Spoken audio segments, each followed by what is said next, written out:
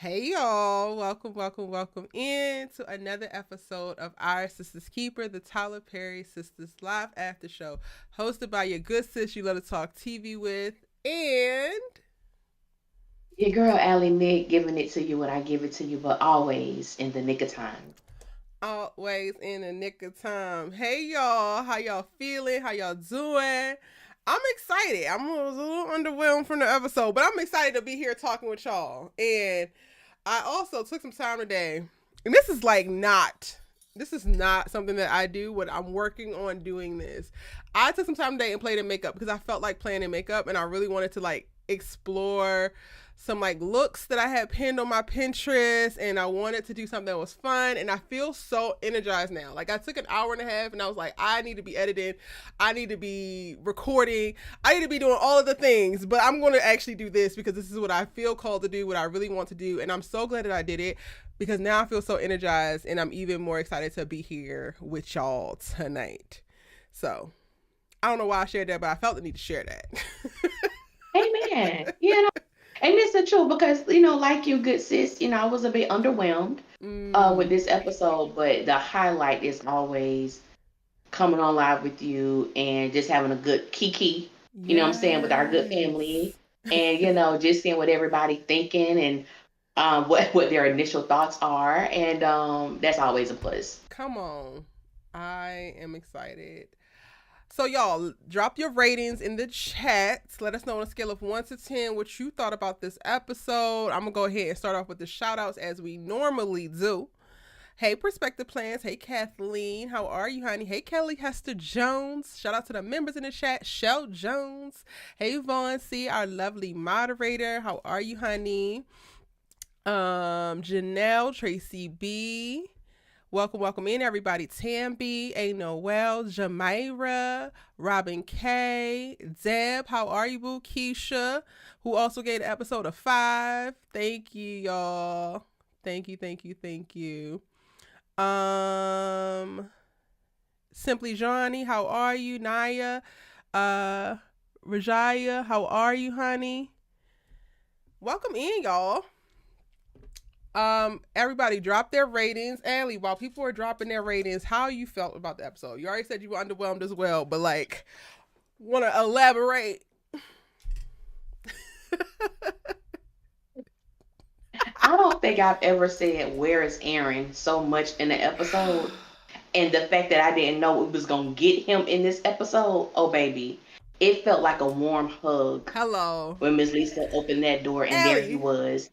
First of all, Honey. Armani, I believe that's his name, the director. Who told you to like that man like that?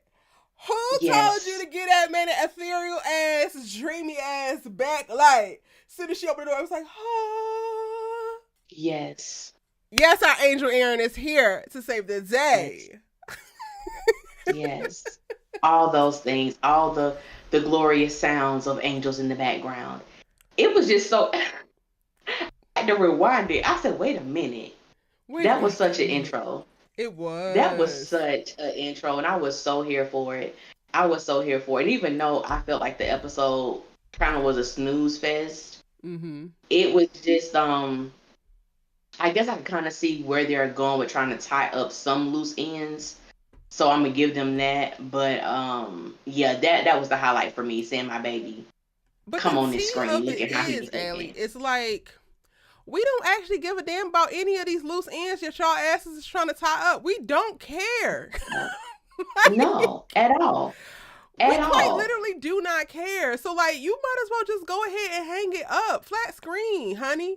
We don't need it. Whatever it is, we don't need it. I don't care who stabbed Gary. I don't care if Gary gets his memory back, if he never gets his memory back. I don't care if Tamira and Hayden continue to bump uglies. I don't care if this is Hayden's psychotic break. I don't care if Tamira takes her ass back onto the damn strip and gets the popping pussy on the corner. I do not care. I don't care about Scooby-Doo and Paw Patrol. I don't care. No, I don't care. I barely care about Daniela down there with that damn coffee down at the damn airport. The only reason why I give a damn about what Daniela got going on is she finally had a breakthrough with her mental health. But I quite literally don't care. I'm going to go ahead and get y'all a spoiler right now. The only two things that Erica gave a damn about in this episode was Paige not being racist homophobe. Discovered that. Shout out to her.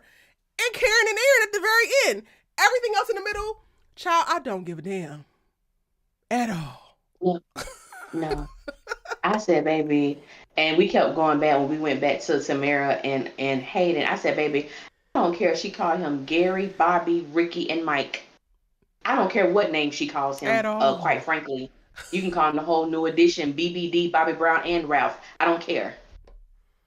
Get them off my screen. Immediately. Please get them off my screen. Expeditiously. Chris Warren, baby, you was looking good. I'm gonna give you that. I don't know what it is about this man. It's something happening. It's something. I don't know if it's the water I'm drinking or what. Even though I want him off my screen, I don't want him off my screen. If y'all catch my drift. They just gotta do something more substantial with him, Allie. They gotta do more. Yeah, they gotta do more with it. They gotta do more with that. Because he was giving very much beauty. They wasted. Yes, because it was giving very much. I'm with Tamara, baby. You are obsessed. Something is not right with you. Something is not right. We don't need multiple psychopaths on the same show. Let me go ahead and read some of these ratings. Keisha gave it a 5. Janelle gave it a 5. Mel Cunningham gave it a 7. Naya gave it a 6. A. Noel says it was a solid 6 for me. Hey Mimi Loves Peach gave it a 5.5 because of the edits. Rajaya gave it a 6. Shell gave it a 4. Kelly Hester Jones gave it a 7. The Chosen One gave it a 5. Recharm 11 said it's an 8. Just ended too quick. Demetria said a 5. Money Green Tay, hey boo, welcome in. Gave it a 6. Baby Karen lit up like a Christmas tree. Didn't we all? I was sitting over here grinning like a Cheshire cat. Okay, I was over here grinning like, not our man. Yeah. Showing up looking as good as he wanna look. All right, I think that's it for all the ratings. Everybody else saying, yeah, we don't care.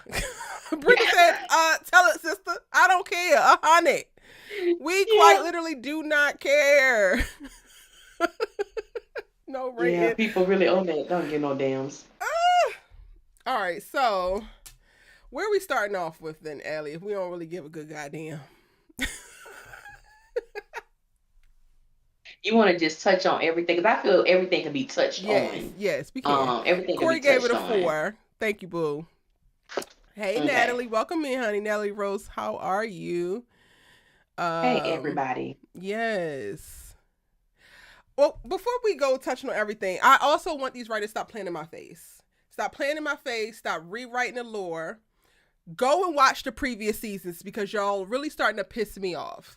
Hayden met Gary through Fatima Andi, by way of Andi. Because he was representing Andi before he decided to break bad and become an incel. Okay? That's first off. That's the Hayden lore. Second of all, Rich, I don't give a good goddamn how emotionally distraught your ass is. You did not walk into her office. You walked in her conference room. Tell a story right if you're going to tell a damn story, especially if you're going to be an insecure, weak-ass man about it. Tell a damn story correct. Okay? I can't remember the other thing, but I put it in my breakdown, so check out my breakdown. There was something else that they said that pissed me off, because I'm like, this is not actually the backstory. And if y'all were never going to watch the previous episodes, then you shouldn't be writing the damn current ones. Don't piss me off. That's a fact. That is a fact. I had some of those same things, too. That just irked that. That continuity is so important. And when they just refuse to stick with the basics, I'm like, it really can alter the entire story. The entire storyline can be altered when you do not stick with continuity of a storyline. Yeah. It's just ridiculous. It really is. But we can just, I guess, go through the episode. So we start the episode off. Did we start in the bank? We started with Hudson walking into Gary's hospital room. Okay.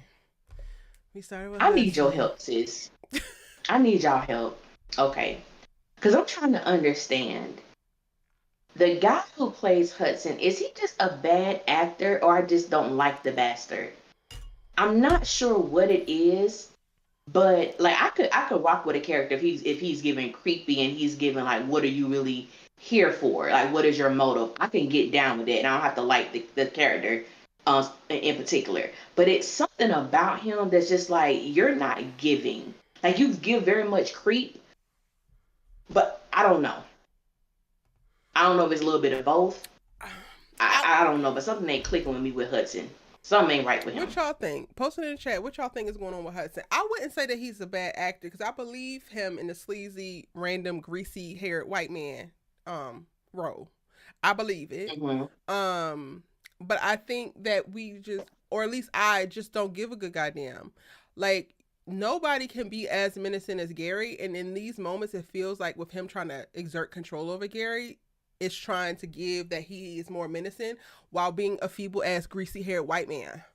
I'm sorry, it's still not giving diabolical. It doesn't matter. And then they also don't give him any new lines to say. So he's having to regurgitate the same lines for the last 17 episodes. And I think it's less about him not actually being a good actor or not acting in a way that's believable. It's just that we've seen him do this already for at least 5 to 6 episodes. Easy. And we're over it. That ooh, Lord. You hit that on the nail, because baby, that apply to 2 other characters on this show. But I'll save it when we get to them. But yes, that's exactly what it is. They really need to have him get to it. Like, whatever this diabolical plan is of why he needs to keep Gary contained, get to it. Because you just keep sedating him every day and tying him down and then telling him, I'm doing this for your own good, without actually, and taking little phone calls off to the left and then doing this on the background and like standing up for people who actually come in and try to harm him. So it's like, are you for him or you not? Y'all need to get to the point, because do you know you have 30 minutes? 30, yes. And that was an hour ago. Yeah, you got 30 minutes and it was an hour ago. And for me, and I think we both had the same sentiment, the mid-season finale, when we saw him on the phone, we kind of got excited, like, okay, something about to really pop off with this character, and they gave us that and never went back to it. Yes.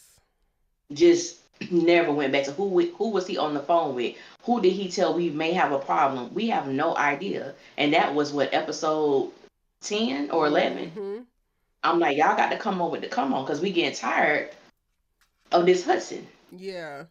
He's too inconsequential for his storyline to be dragging on. Get to the point or get him out of here, or both. Yeah. Yes.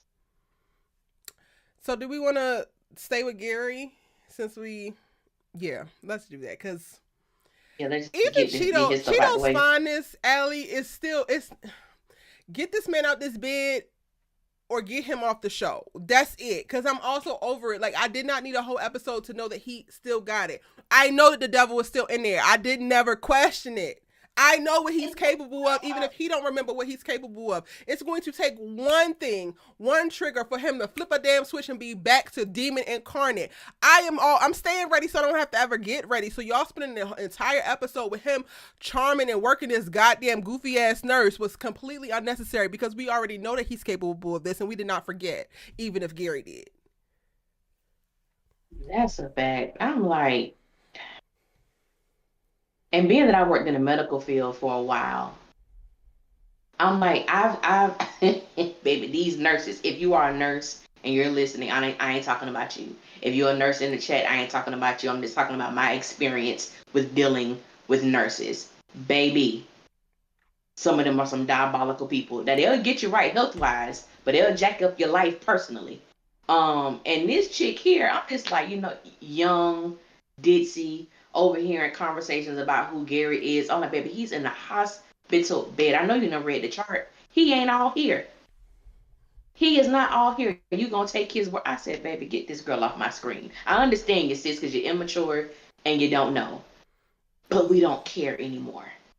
Y'all have spent this entire season who stabbed Gary, all that. We don't care. And I think that's the thing, because we don't care, and they're still adding pieces to the story that just needs to be wrapped up, tied up, and forever done with.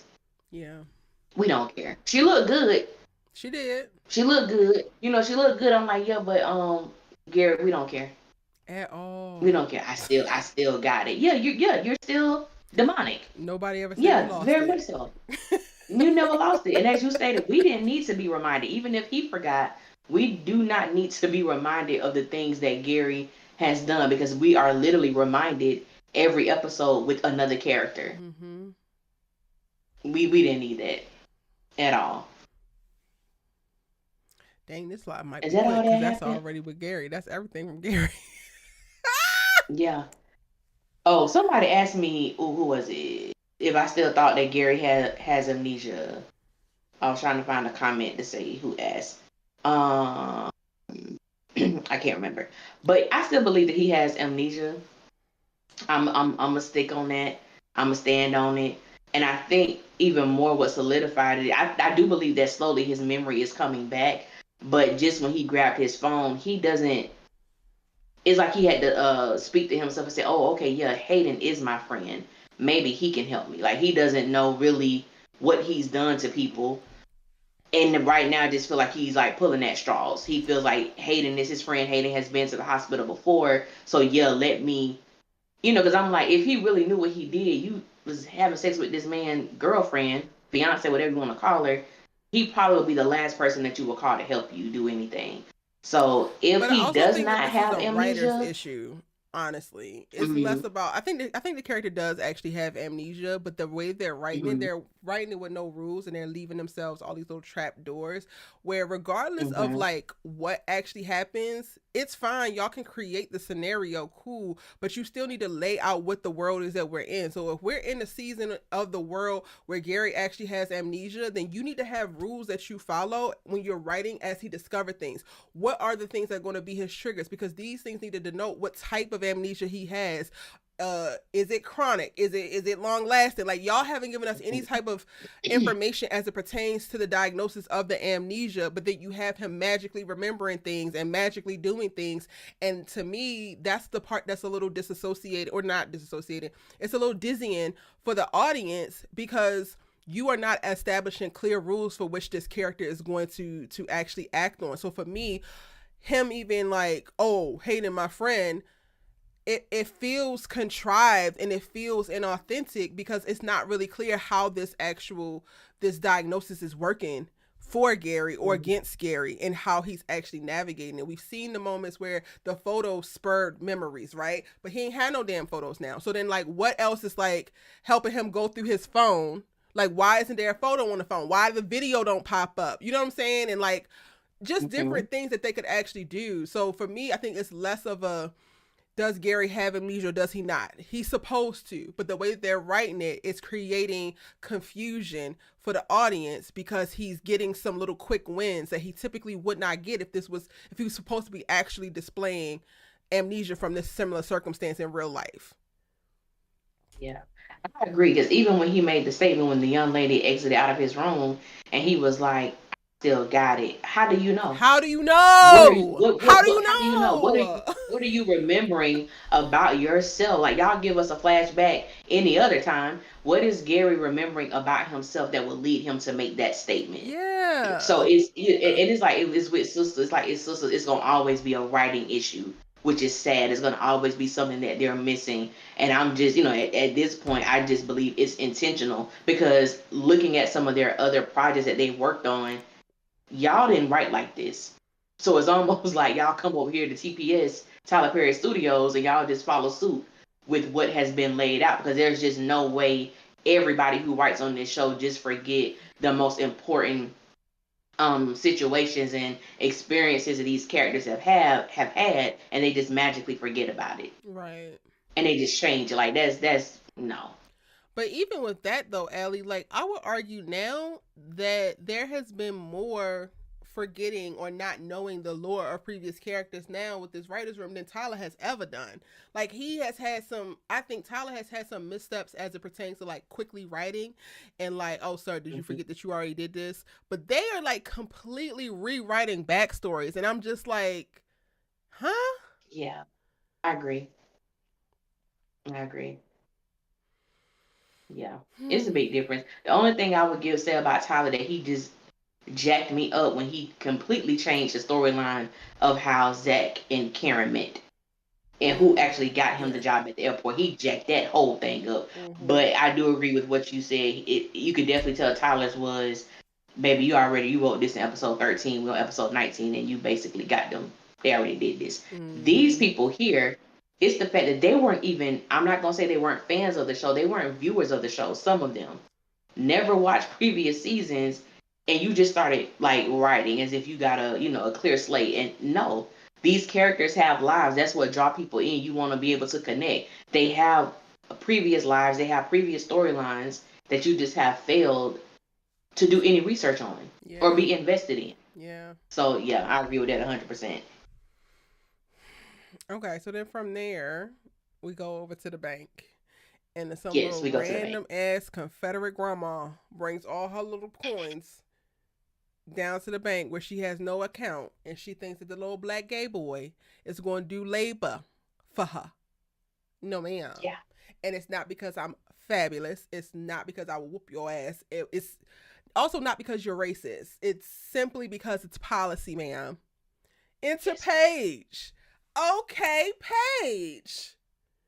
We love it. We love that you're not actually a secret racist. You're just a hater with insecurity. We love that you're just a mediocre ass white woman who don't know what to do with her feelings of jealousy and inadequacy, and you're not racist. And you're not homophobic. We love this for you, girl. We can work with this. We can work with this. Yeah, Paige was a hater. Like I understand. Well, she was a hater towards um Sabrina because they was both going for the same position. But I did understand her reasoning with having issues with Maurice because he lied on that girl about getting back shots in the parking lot in the car. So I understand. She didn't know that at first, though. She didn't know that he was the one at first. She didn't know, but I understand why she had an issue with him. But it was refreshing to see that because she could relate to the fact that this woman was being that this woman was racist and she was operating in discrimination towards Maurice, and it connected with her because she has a brother who is a part of the LGBTQ plus community, and it's like, oh, you know what I'm saying? You're not gonna do that. So I did love the camaraderie between Paige and Maurice. And then he told some this girl always is some girl. I said, Lord, now they finna be gossiping buddies, but I'm here for it. I ain't even gonna lie. Me too. I am here for it. And I think we talked about this in the beginning. We was like, we could, because initially the banter between Maurice and Paige was not it didn't come off as it was evil. It didn't have like evil intent or motive behind it. It was like I don't like you like that, you don't like me like that, but it wasn't degrading initially, and so I was like, yeah, I kind of like, the banter with them, and it's like now we're getting back to that, but it's a little bit deeper because, Maurice could feel like this person is an ally because she's not who I thought she was. So I do love that dynamic between them. Me and too. I think if they do it right, I think we're gonna get some funny moments with them too. Yeah. Yeah, I'm gonna take my foot a little bit off of her neck. I definitely went to the place of, oh, she's just a little racist white woman with her little white woman tears. Say age old story, but now she just show and improve, and it's just she a hater. She just need to be better. She need to make Maurice a mentor. She need to make Sabrina a mentor and not an enemy. But it takes them getting into community with us. It takes them actually being confronted with that mediocrity next to our excellence, and then making a choice to stand up, to use their white privilege, to do all of the things to get to the place that they need to be, where it's a little bit more settled. So like you said, I'm looking forward to what we're going to get from Paige and Maurice as we move forward, but specifically the Paige character, because it was refreshing to see her stick up for Maurice in the way that she did. It was. It definitely was. Vaughn says, love that moment. Paige came through tonight. Love the bonding between she and Maurice. Yes. Oh, somebody just said, why do I feel like Danny's white coworker is Paige's gay brother? Baby. Really? I like that. That would be, I would like that. He gave gay? Huh? I didn't think he gave He gives gay to me. He gives gay to me. Damn, I gotta fix my, because I don't know. I kind of automatically assume that gay people are just fabulous, and he's a clown. A clown? He's a clown. To me, he gives cis het man who gets no coochie, but wants coochie. Like, really? I didn't think that he gave gay. He gives gay to me. He gives gay. He gives gay to me. But that's a thought, and I ain't mad at it either. Yeah, I ain't mad at it though. I ain't mad at it. I like What if that. her brother is the bartender? I like that. Well, we would have known that by now, right?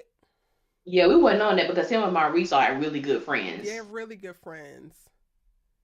But that would track if that would have popped up. Cause like Yeah. you support your brother, but you was never down at the gay bar at one of his parties. Right, Come on right, now. Come on now. right. Okay, But okay. that's a good one too. That's a good thought too. He's giving the same vibes that Calvin gave. Exactly. Like he giving Calvin vibes, but in white man. To me. But no, see, Calvin was a handsome black man, so he could get coochie. He just was a little. I don't know. I gotta sit with it because he was not giving me gay vibes. I gotta stay with it.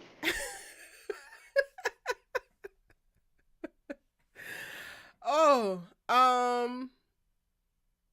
what's next? So Rich and Jordan. I ain't gonna lie. Yo, brother. This is where my "Where's Aaron?" The moment they popped up on my screen, I said, "Where's Aaron?" Because I don't give a damn. Now, first of all, you own this place.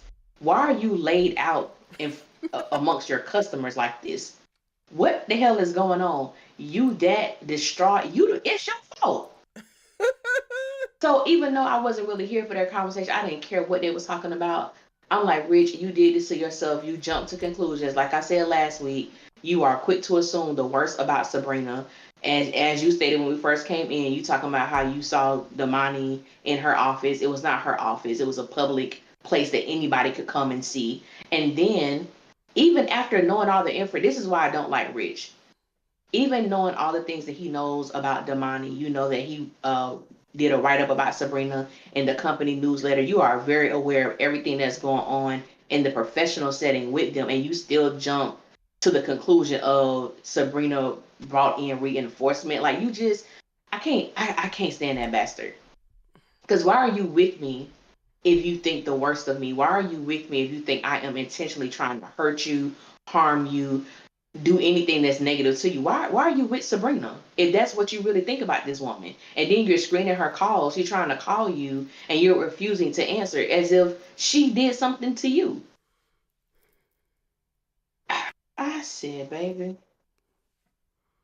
The math is not Sabrina, baby, let me go. mathing, and when the math don't be mathing, that's when my ass get to subtracting. Okay, I'm tired. I am tired, Richard. Tired. Literally. You supposed to be a professional trying to open up multiple franchises, and your ass is spread out here on the damn bench like a $2 host. Stand up. Like what? Sir, if you gonna crash out at every given moment, if you gonna think the worst about Sabrina at every given moment, could you at least wait until after business hours and take your ass home and cry in the bathtub like everybody else? Get your ass in the shower and start crying, Richard, because we don't want to see it. We don't give a good goddamn no more. And I damn sure don't want to watch Jordan ass prop you up to go and actually hear your girl out. Meanwhile, he's running around with the weird ass, incestuous ass, crazy ass sister who is ruining his goddamn romantic relationship. It's two doofies giving each other's advice to try not to be damn doofy, but somehow y'all all still make it back to being dumb as hell. I'm over it. I am over it. Stop showing me that bald-headed ass man. Oh God, Monty, we love you, but Monty, Rich I love got you. to I go. swear. Rich got to go. Rich gotta get the hell ASAP. He does. He does. And then all of a sudden, yeah, you go. You should be talking to Andi. You're still in love with her. I said, oh my God, here we go. Here we go. Ellie, I almost overheated. Well, I that's different. almost That's different. overheated, bro. You can't stand Andrea Barnes. You are Andrea Barnes' number one op. You are the hating ass nigga friend who got to say about the girl that your man is in love with, and your bald-headed ass gonna be the thing that sends him running back to her? Where the hell is Tony when we need him? Why you down there being inappropriate with your goofy ass girlfriend down there at the goddamn airport? Why you ain't leaving so you can run down here and give Jordan advice to go talk to Andi? Because Richard is not the one to tell that. Richard has been plotting on Andi this entire time, and now magically, go get your girl, bro. Yes. Until y'all do right by me, writers. Come on now. Everything you touch gonna crumble. Gonna crumble. And everything you've done to me, already done to you. Since we on the color purple, we can stay there. Because that's exactly what the hell happened. Y'all gonna have Richard tell this man that he literally hates Andi. He hates with her. With the passion. He has never said anything nice about Andi. He states his grievances about Andi to everyone, to Jordan, to Rich, to Tony, to Sabrina. He has never liked this woman, and now all of a sudden in his, I guess, I don't know what the hell mindset he's in. I'm gonna tell Jordan to go get his girl when you literally have said that Andi has ruined his life. Andi is literally the worst thing that has happened to Jordan. Jordan needs to stay far the hell away from Andi. Now all of a sudden he needs to go get her back. Writers, stop it. Tighten up and cut it the fuck out. Y'all gave Rich every opportunity to throw salt in the wound for Jordan and to throw dirt on Andrea Barnes' name. And then magically, y'all want to sprinkle a little sazon on the situation. And now he just the best of friend. Go get your woman. But Andrea is the one you're in love with. What the hell you know about love, Rich? What the hell do you know about love? Because all we have seen you know something about is control. All we have seen you know something about is manipulation. All we have seen you know something about is ego. All we have seen you know something about is narcissism. All we have seen you know something about is being a hated Negro on another woman, which gives bitch made, if you ask me. Now all of a sudden you know about love.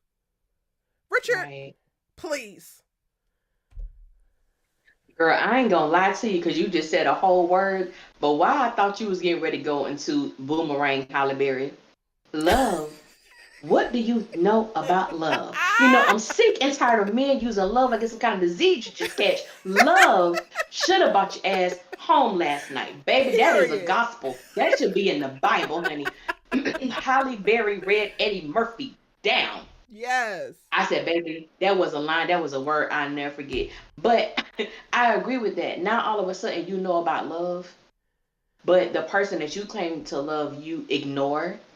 The person that you claim to love, you think the absolute worst of them. The person that you claim to love, when it comes to your priority list, she's at the very bottom. You do not honor, you do not service her emotions. You put yours above hers every single time, and she comes running after you. Every time I see Sabrina, when you know Rich want to be in the corner sucking his damn thumb, it is Sabrina who comes to him and try to pacify, rub him. Girl, what? Over things you didn't even do.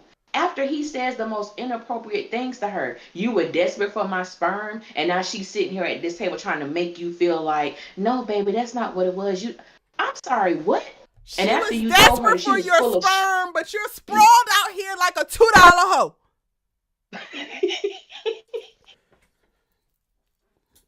She baby. Desperate for your sperm, but you running down to the bank every goddamn chance you get. She desperate for your sperm, but you're shaking in your damn boots about the little dark-skinned big lover man with a newsletter. Richard, please. Sorry, Allie. No, honey, I'm with you. Trust me. I'm back on Rich's ass. I don't give a good goddamn about that sickle cell trade. It's great storytelling, but I'm back on your ass because I'm tired, sir. I am tired. Yeah, we just gave him a reprieve. We just gave him a little grace. We never got off of it. We just gave him a little grace because we understood the type of individual that we are dealing with. Like, it's, no. Now he said he don't need to be nobody's damn baby daddy. Period. Period. And hopefully, Pam not listening when Sabrina was talking convinced her ass of that.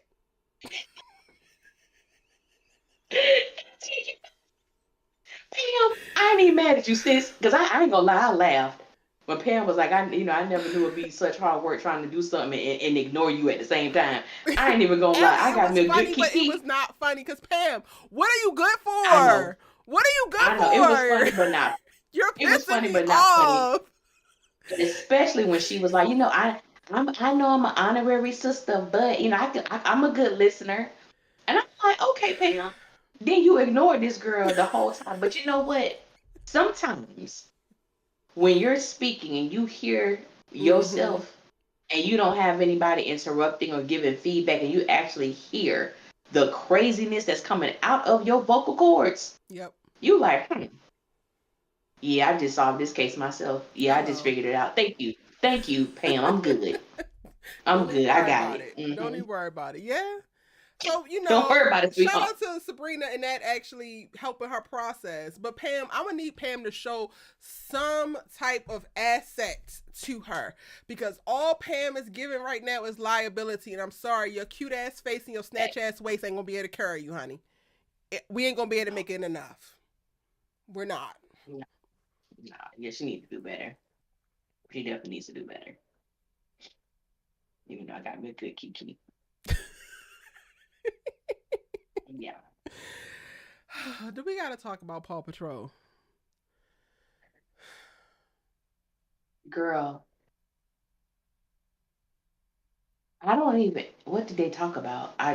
Of course, that board, this case, which I'm so sick of. Turning Tamara against Hayden so that they can get Yeah. free.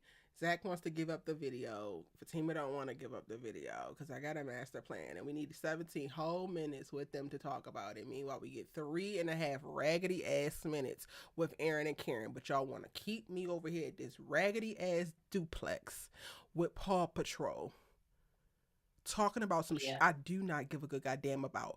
And still, he's bringing additional children into the world, but the first one is still missing in action.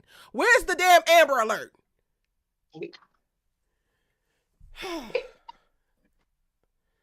Where is it? Where is it? I'm just, and I have so many conversations with people via like Instagram and DMs or whatever. And my whole thing is this: if they were gonna have Zach have all these kids, and I know you have to be careful when working with kids, you got label laws. I know you're not gonna see them in every episode, but there is a way that you can see them in every episode. And if you are going to give this man a 3-year-old child with um a disability that he has to truly parent, we do not get an opportunity to see that. It's what y'all telling us about Zach, and don't nobody believe it. So why the hell did you give him this child? Why did you rip this child from his mother if we not gonna see the child anyway? So what was the purpose of that? And then with Fatima, when she was stating that, and I said this last week, that I didn't feel that Fatima was receptive, and she admitted that she wasn't, but it wasn't until after she left that she felt like she could conquer the world. I said, girl, shut up. No, I don't believe it, because you just refused when Zach said, did I come up? Of course, yeah, you came up, but we never talk about what we need to talk about. Because Fatima tried to be funny with Miss Marie last week and tell her, why should we listen to you when you've been divorced 4 times? And Miss Marie corrected her and said, no, baby, it was 3. And you've been through more than I've been through with all 3 of my marriages. Let's talk about that. But we never have those type of conversations with Zach and Fatima, because even though that could have been considered as shade, what Miss Marie said was a real thing. You have endured so much in a little bit of time. Karen is what? Let's just give her 8.5 months pregnant now. You've been with Zach for 7 months. 6, I guess you want to make you say y'all were official. Look at all the hell you done been through. Child. All the hell you have endured. Conquer the world? Tiff Jones said Like, she need to conquer them exams. the, I just want so much more for that character, and watching them every episode, I don't want to see them next week. At Because all. you're bringing nothing. Like, you're literally bringing nothing to the show at this point. Yeah, we gotta give something to Agent Y, because if not, he's gonna come after us. I'm like, let's just say for the purpose of this conversation, if there was an actual, what's the word I'm looking for, like a gauge, like if there was actual repercussions that would make me believe, yes, Zach and Fatima could possibly go to jail for this, then maybe I would feel some type of way. But there's such a disconnect I have with this, not because it's them, but because it just don't make any damn sense. And with it not making I sense, feel it. put them in jail at this point so that I don't have to watch Please. them with this goofy ass board. Throw their asses in jail. 72-hour lockup. Shoe program niggas. Like, I'm over it. Nobody cares. Go to jail then. If y'all so worried about this man throwing you in jail, let him. Bye.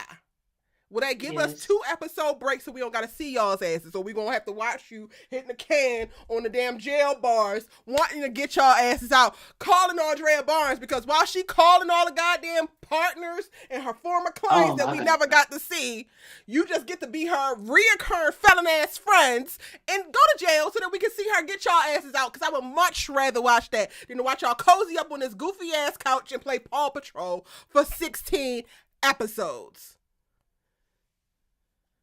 Baby, I'm with you.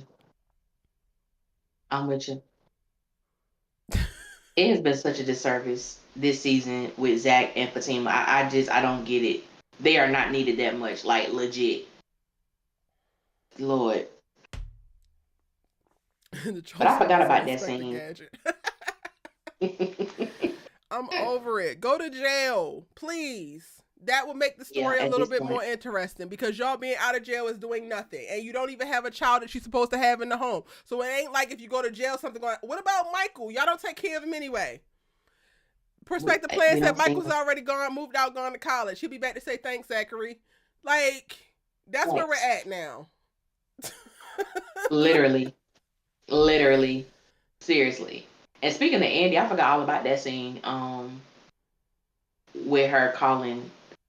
This is another example of telling us and not allowing us to see. Yeah. Because I had somebody in my comments trying to tell me that Andi she's the top person on the board. And I'm like, oh, Lord. I have an issue with people disagreeing with me. But if you're going to say something, please be right. Mm-hmm. Please let it pertain to the show. Your personal feelings is fine. That's cool. But don't try to come at me with stuff that just ain't never happened on this show. Like, please. But to hear Andi talk about, and then she's calling the board members, she's calling the partners as if these ain't the same people who voted you out. These are the same people who voted for you to be on an extended leave. Now all of a sudden you have their support. They're with you. They're rocking with you. They're setting Robin up. They're setting it up for her to continue this fucking villain arc with Robin as if he's the one who's been plotting against her. And I don't believe it. I quite literally don't believe it. He gives a damn way too much. Because if he really did not care about you the way that he shouldn't care about you, he would be moving a lot differently. But no, we're going to have her call all the partners and have them all be on board. Please make these white men the villains. Have them lie to her damn face. And say, oh yeah, girl, of course we want you here. Don't ever bring her ass back. Like, let that happen, because that's more realistic than what the hell y'all giving with Robin. Because if that's the case, then why would we have Robin pining over her in the way that he is? Even this whole goofy stuff with him and Penelope, like... Oh, brother. Like, just stop. Stop.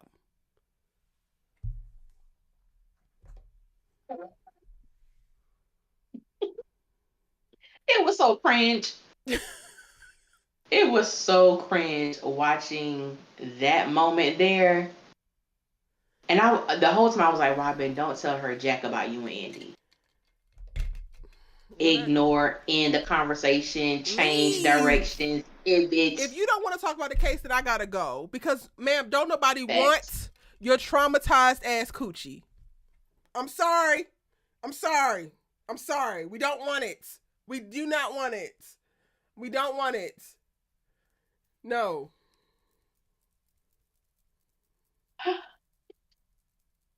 Yeah. Get it out of here. We don't want it. You're crazy. Yeah. Maybe rightfully so, but take your crazy elsewhere. Yeah. And Robin just over there just cheesing as she was grabbing his face. I said, wait, that went left quick. Robin, why you ain't knocked this hand off your cheek yet? You just up here cheesing, just smiling. What are we doing? I said, yeah, I'm done. I don't even know what Robin sees in her. I can't even look at Penelope. Like, Celicia Stowers is a gorgeous girl. Gorgeous girl, gorgeous absolutely. Gowns. But I cannot look at this character and see anything attractive about her. And then she just continues to open her mouth and nothing but foolishness and trauma falls out. So what exactly are we attracted to? The girl is fishing for information about a past relationship while also still trying to flirt with you, while also creating this narrative of Andi basically being her arch nemesis, but then also creating an alibi for the man who put her ass in jail and coerced the goddamn confession out of her ass. The hoe is really crazy. And the moment that women lean heavily into they pick me bag is the moment I drop your ass right where you're at. That's the moment you got me effed up, and that's the moment that your ass is gonna have to figure it out because I don't want no parts. Yeah. Everything about Penelope in this episode solidified how much of a pick me you are. And girl, Andrea Barnes is not the problem. Hell, at this point, Gary Borders is not the problem. You being a pick me is the problem. You settling for some crazy ass man who had crazy ass ways and probably plenty of red and orange ass and maybe even yellow ass flags. Mm-hmm. But you settled and you looked away because you just wanted to be chosen so goddamn bad. That is the problem. And no, I'm not trying to blame any type of victims because at the end of the day, you are a victim. But at some point, we want to take accountability for part of our victimhood, especially when we are exasperating our trauma past getting out of it and keep running back to it. The woman is the problem, but Gary ain't. The woman is the problem. The one who tried to get you help and is the reason why you even have an attorney sitting across from you right now when your ass is broke.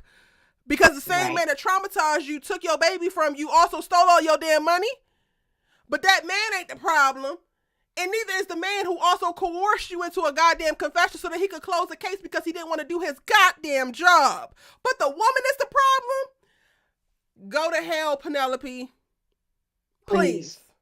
And take your traumatized coochie with you. Okay? Yeah. Bye-bye now. It's a lot. And Penelope is one, also even adding to what you said, and I think it's so prevalent, even though we're using this character, because she definitely touched by something.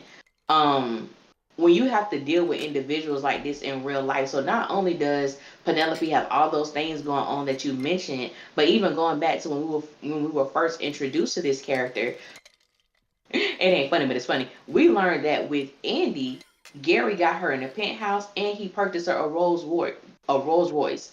With Penelope, he done bought you a Honda and got you living in an apartment. So I think that just added to the jealousy that she has towards Andi. Oh, so you gave this chick a penthouse and a Rolls Royce. You got me a Toyota Camry, which ain't nothing wrong with no Toyota Camry because that's the bomb behind car. But in comparison to what he did for Andi and what he did to Penelope, two totally different lifestyles, and you stole from this woman.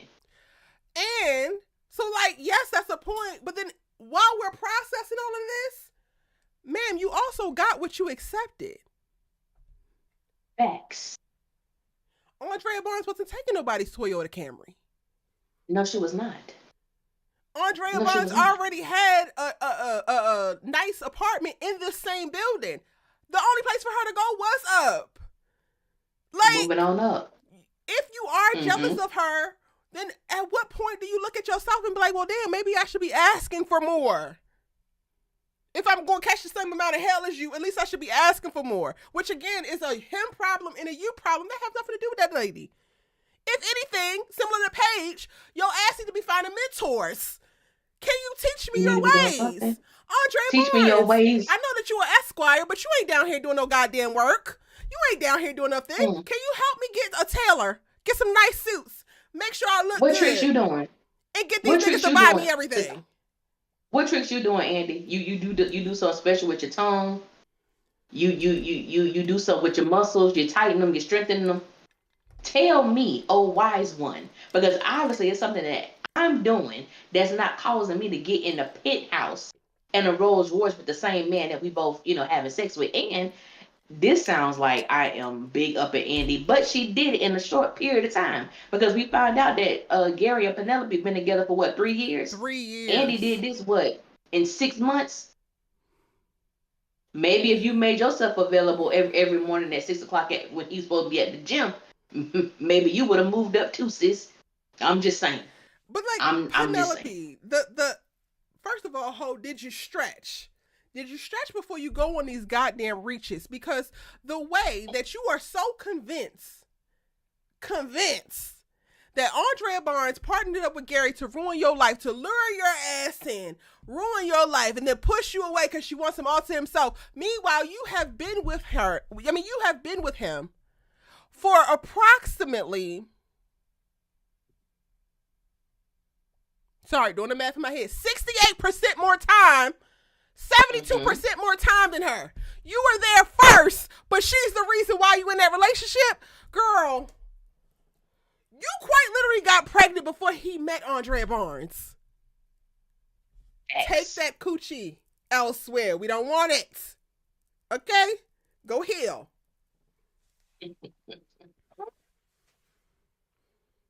Those are facts, man. The way that Robin looked, do you really believe that? Yeah, Andi wouldn't do that to anybody. She wouldn't purposely hurt anyone.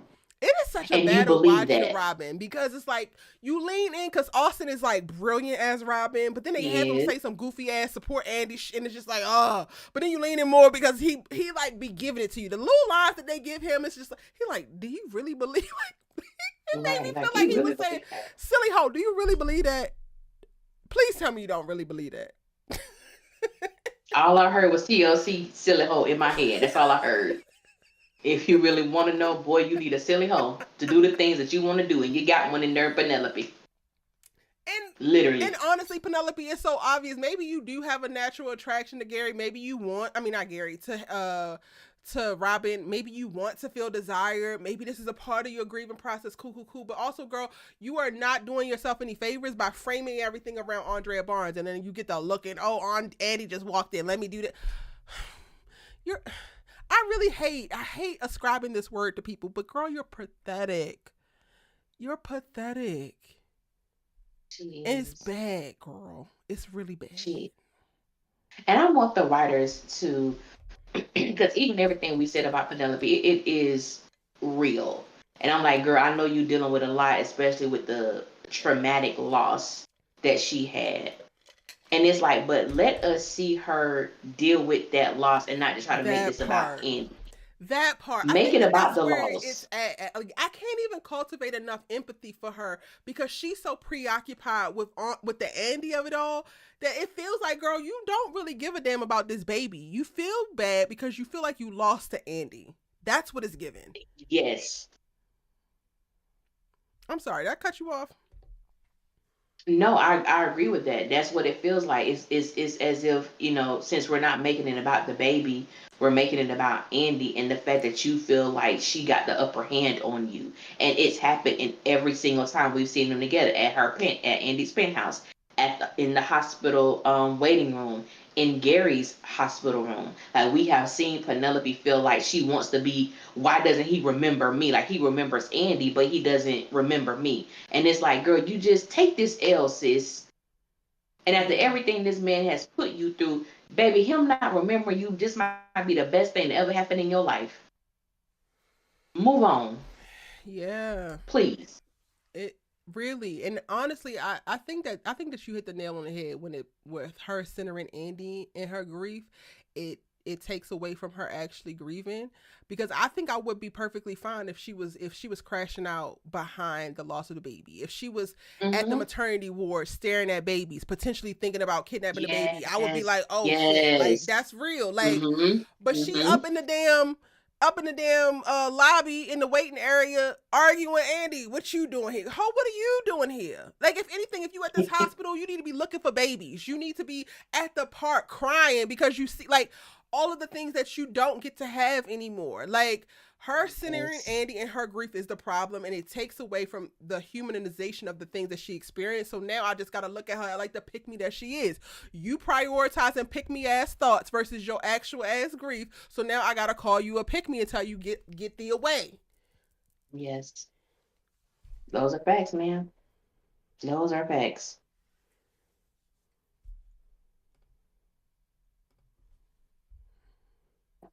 Yeah. Ain't no well said. Give me a reason for Penelope to be acting like a psycho. Exactly. Yes. I know y'all saying it's PTSD, but it don't even feel like PTSD. It feels like she wished she was Andrea Barnes. And that I can't root for, because I don't even want Andrea Barnes to be Andrea Barnes. So, like, y'all done set her up. I'm trying to stop Andi from being Andi. I damn sure don't want some other little light skinned pretty girl to be Andi. Hell, I don't even want Fatima to be Andi 2.0 with a gun. We don't need multiple Andis. The one we got, we still trying to tweak. Please. You trying to tweak. But it's like, it's one of those things too, because like I agree, it's definitely, I believe it's compounded PTSD and grief and all these other things, but it goes back to something that you said earlier, Erica, about about the writers. Gary has amnesia. Okay, then there needs to be rules for that. It needs to be things happening to show there are certain things that's coming back about his memory. It just can't be, oh, still got it. How do you know this? So and they do things like that. Even dealing with Penelope, as audience members, we understand that this woman has experienced a great loss. She thought, Gary was the love of her life or whatever the case may be until she met Andi. So she could definitely feel once Andi came into this picture that my life started to change. But not knowing for almost your entire pregnancy, Andi was in the picture. She just wasn't developed for you to know yet. But when you came into her being a part of your life for real, yes, that's when things, started to happen. But because they don't write Penelope to show that losing her baby was such a significant loss. And like you said, Erica, if we saw her in the hospital looking at the newborn babies, if we saw her, fidgeting with her hands, contemplating the thoughts of actually stealing a child, or as you stated, going to the park and you seeing parents play with their children because Gary took something so beautiful away from you, like that. Even if that was the top priority and her still having her issues or feelings towards Andi, I would be here for it because I know, like, I understand why she's like this. But for them to center Andi in Penelope's storyline, it's almost as if, like, yeah, I lost the baby, but it really don't mean nothing.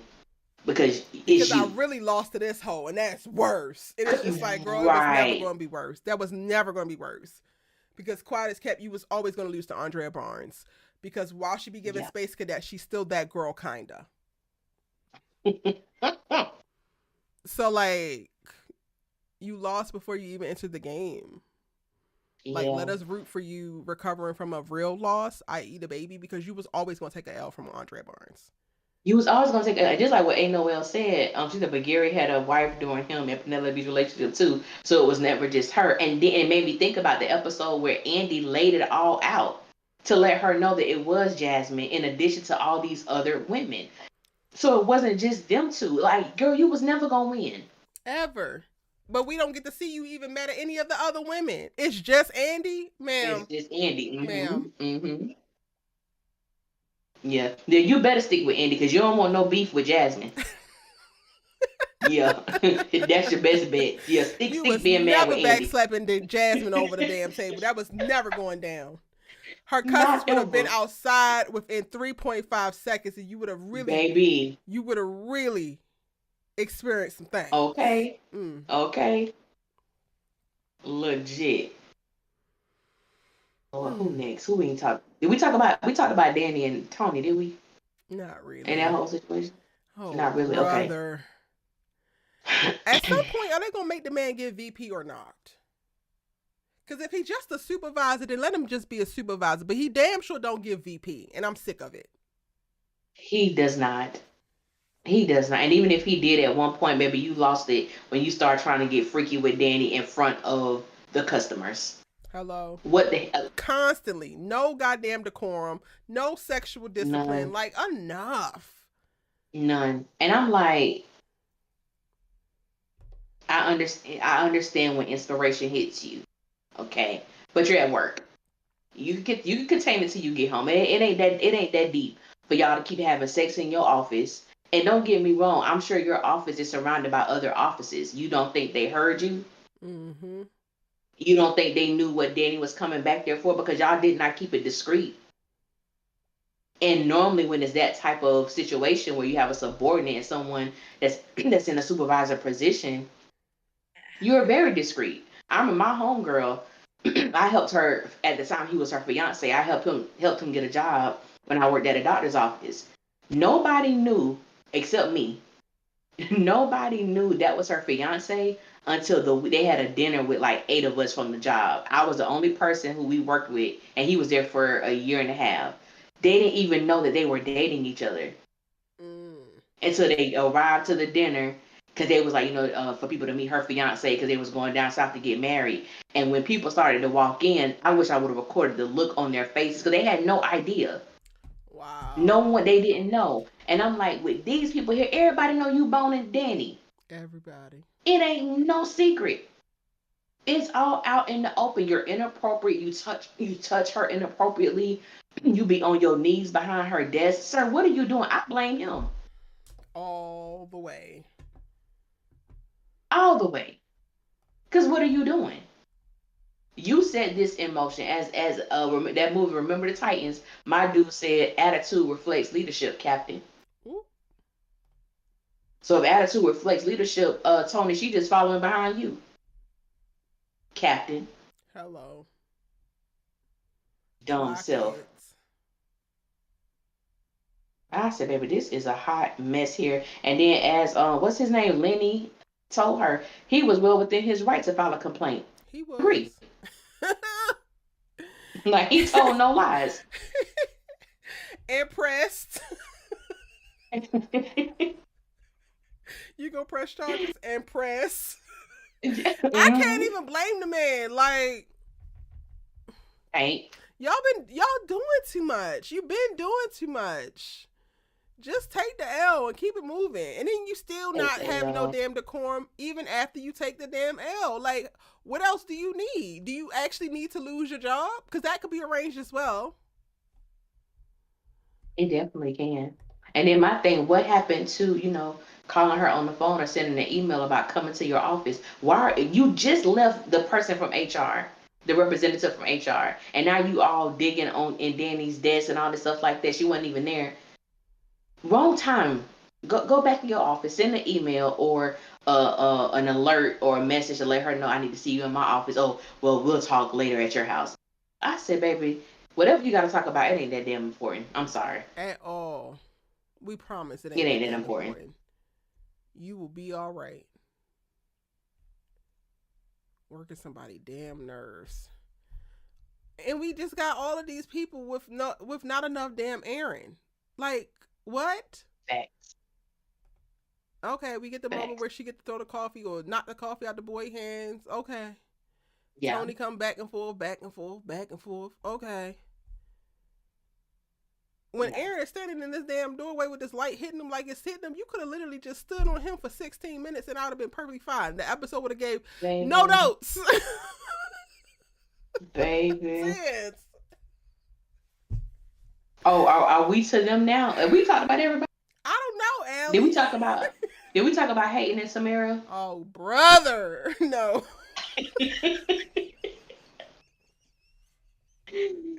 Let's talk about loser ass Hayden. Hayden is sick. Hayden is sick. I guess we're supposed to be believing he's the person who stabbed Gary. I guess. Who cares? I don't know. But you took the words right out of my mouth because I was going to say, who gives a damn? The thing with Hayden that's really interesting, which a lot of men do this. You can't take when a woman is stepping out on you, but you can step out and you expect her to just be cool with it. You continue to blame her, look down on her. But let's not forget, Hayden, you were screwing Miss Marie as well. Hello. Lovely. And multiple times. Yes, Tamara got with Gary a few times. Miss Marie so damn much that you transfer a gray pubic hair from Marie's vagina.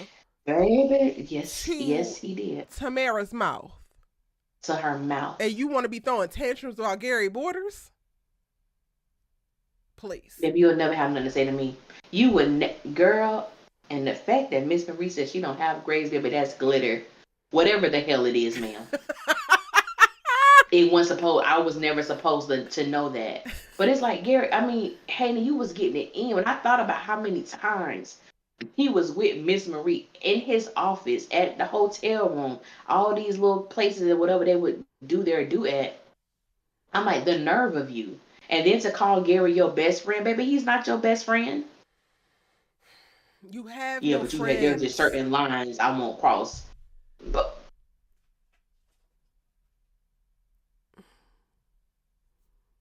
I thought it was dumb, and I don't like what they're actually doing with the Hayden character. Like, I get him being mad, but like the points that they're taking him to, they're like completely unraveling the character, and it's like he's teetering on a very fine line of like incel, annoying, misogynistic ass man, but ultimately he really does mhm, want to be with a black woman, so it's cool. Like, you have that little internal battle, fine, work it out, whatever.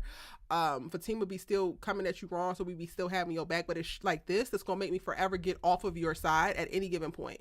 Like, I'm not gonna be able to jump back and forth and be like, well, Hayden, you were wrong here, but this is not all right, or this wasn't yeah, okay to happen to you. At this point, it's just like, you're such a clown cornball. I want to wash my hands of you altogether. I don't give a good goddamn what happens. I don't give a good goddamn who wrongs you, because you're stupid.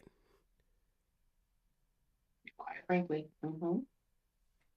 If he you is. want to get this girl back, if you want to punish her for sleeping with your best friend, then leave her. But you also still want to have sex, and you know that no other black woman is sleeping with your ass. So then, like, deal Mm, with that. And even if you are going to resent her, if you're going to hate hunch her, where is the mental processing of that? Where does the audience get to see the journey that he's on, the confliction that he have? Why ain't he struggling to get it up? Because he's so yeah, hurt. Like, give me some yeah. layers or something, because this little trait ain't gonna work. Okay? Not when Aaron is looking as ethereal as Aaron is looking. Because I got other I could be looking at. God damn it. You want me to be watching Hayden still mad at Tamara about getting Gary? Meanwhile, that's the best orgasm her ass done had in the last 6 goddamn months, and you put gray coochie hair in her mouth. Okay, Please, take me to Aaron now. okay. Please, let's go. Let's go. It's so many missed opportunities with these writers, and I think it's because as we're talking about this particular episode, there are so many facets of real life that they are just choosing not to explore. Mm-hmm. When you were talking about this, is a personal story, but as you were talking about Hayden and Samara and what you call it, angry hunch, Yeah. angry hunch, Hate like if he hunching. going angry, Hate hunching. what is it? Hate hunch. Okay. Ooh, y'all like that. So if you gonna hate hunch the girl, let us see that. I know you can't give like y'all can't give us too much, but there is a way that you can explore that. And when you said that, I was like, I think I've had a hate hunch before done to me, not the other way around. I think I had a hate hunch. Ain't no thing I did. I just didn't have a word for it. But Mm. I remember like with my boyfriend or whatnot, and we broke up, and I'm one of those people that if we break up, I don't spin the block. Like I'm not a Mm. spin the block chick.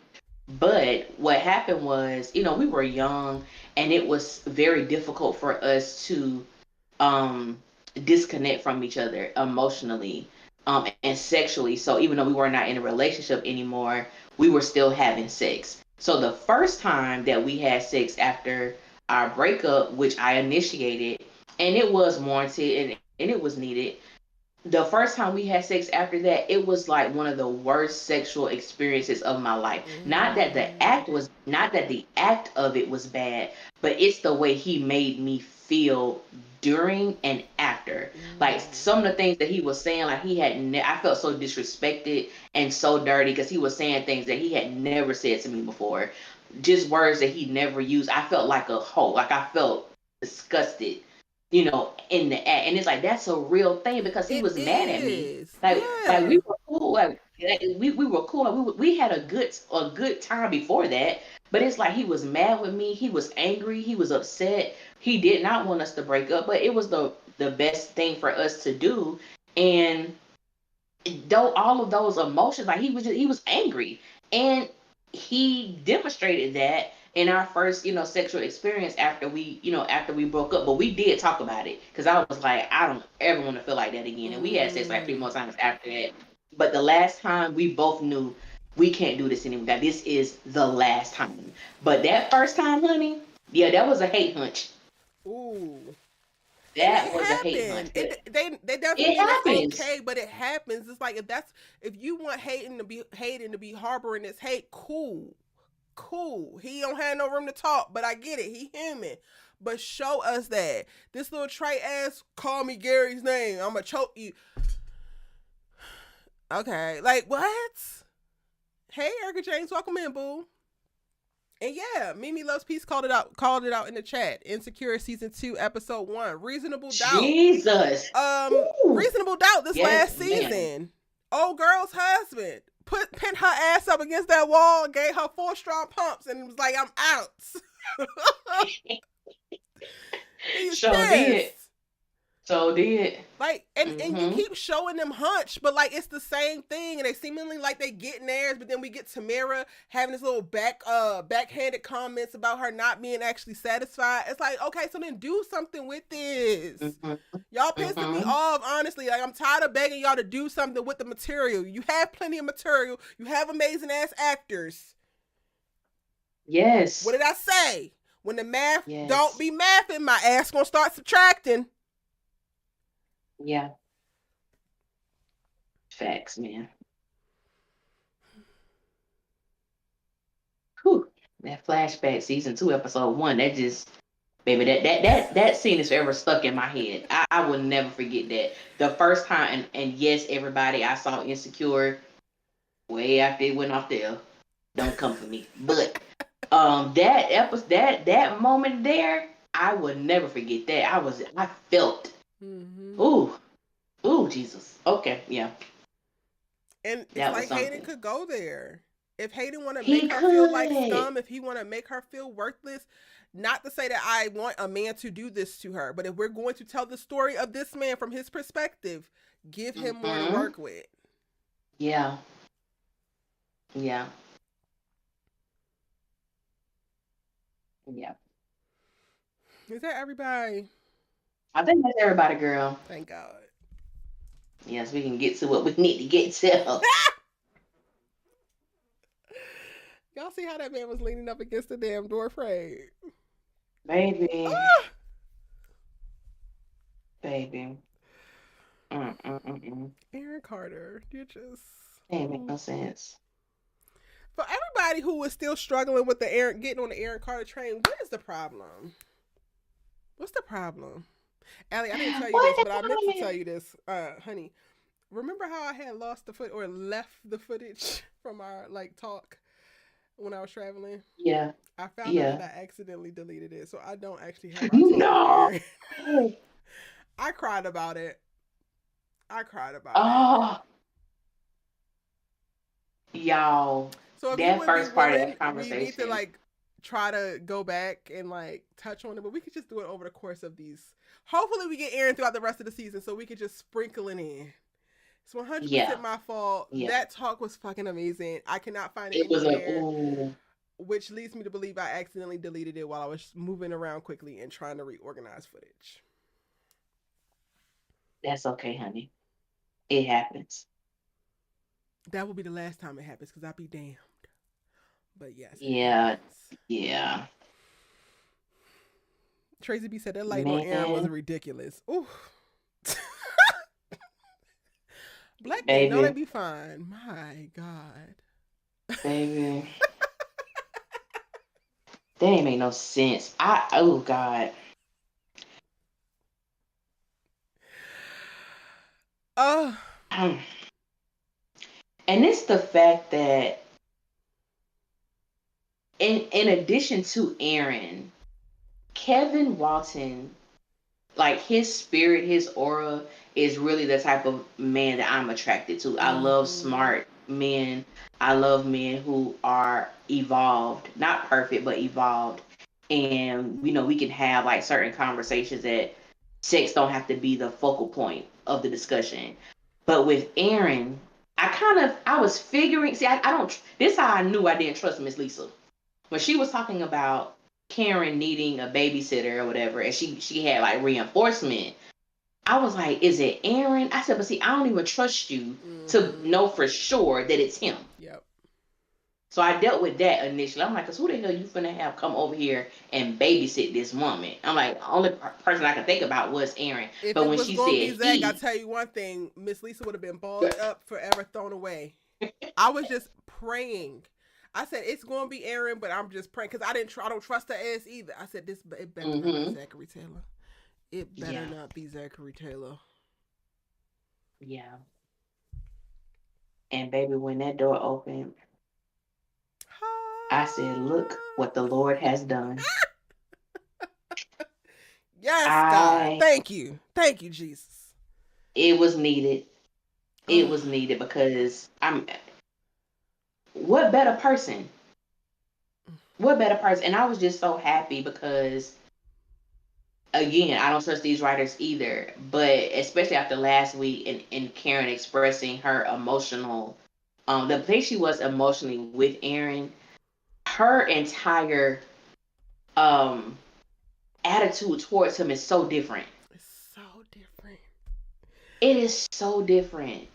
And it's so soft. And it's so welcoming.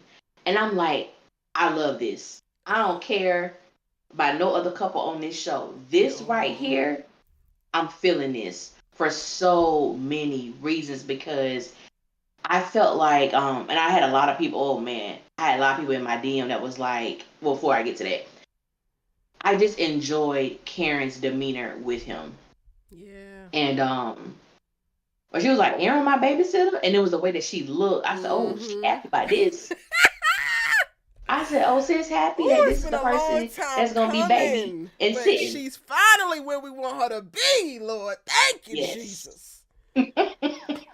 My God. And it's like I'm accepting of all of that they give us as it pertains to Aaron, but it feels like they are edging us right now because they are really rationing out the Aaron and Karen content. We finally got her in the mindset that she needs to be in to accept the love that she deserves from this man. The one healthy relationship that we could have on this damn show, and they are rationing this out like this is World War II. Girl. They are. And it's pissing me off. That's the one part. It's the little that we get of them. And it's crazy because even the little that we get of them, I don't even care about nothing else. Like it I'll overshadows take it, y'all, everything. Y'all playing. It does. It just really like does. Lightens up all the darkness that was the whole episode, and it's just like, ah. Yeah. It was. She seems like, she seems very in love. And shout out to Ebony Obsidian because my goodness, she is playing this role in this season for Karen down. We are seeing the giddiness, we're seeing the butterflies, we're seeing the crush-like energy, we're seeing the acceptance, we're seeing the surrender, we're seeing the femininity.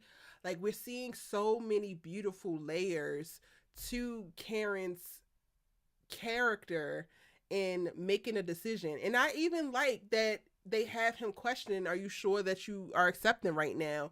Because it feels like it could be a knee-jerk reaction. And the way that they double down, the way that they confirm that we're really out of what we went through and we're moving anew, is that she's accepting of it. Because if we got to watch you have 11 conversations with Fatima Wilson, we can watch you have one conversation with Aaron that he's been asking to have for the last 2.5 goddamn seasons. So yes, it might be annoying, but if that man needs to be reassured, get to reassuring his fine ass. Here.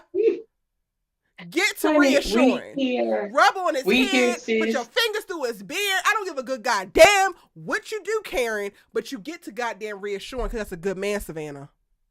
That's a good man, Savannah. And I had a few people that were in my my DMs, and they were basically asking me how I felt about Aaron questioning her. And I said, I love it. Love it. I'm so glad that the writers went in that direction. Number one, I was happy to see her kiss him. You know, she was like, you know, and another thing too, because he is so accustomed to doing and serving. And she was like, no, just chill, relax, you know, babysit.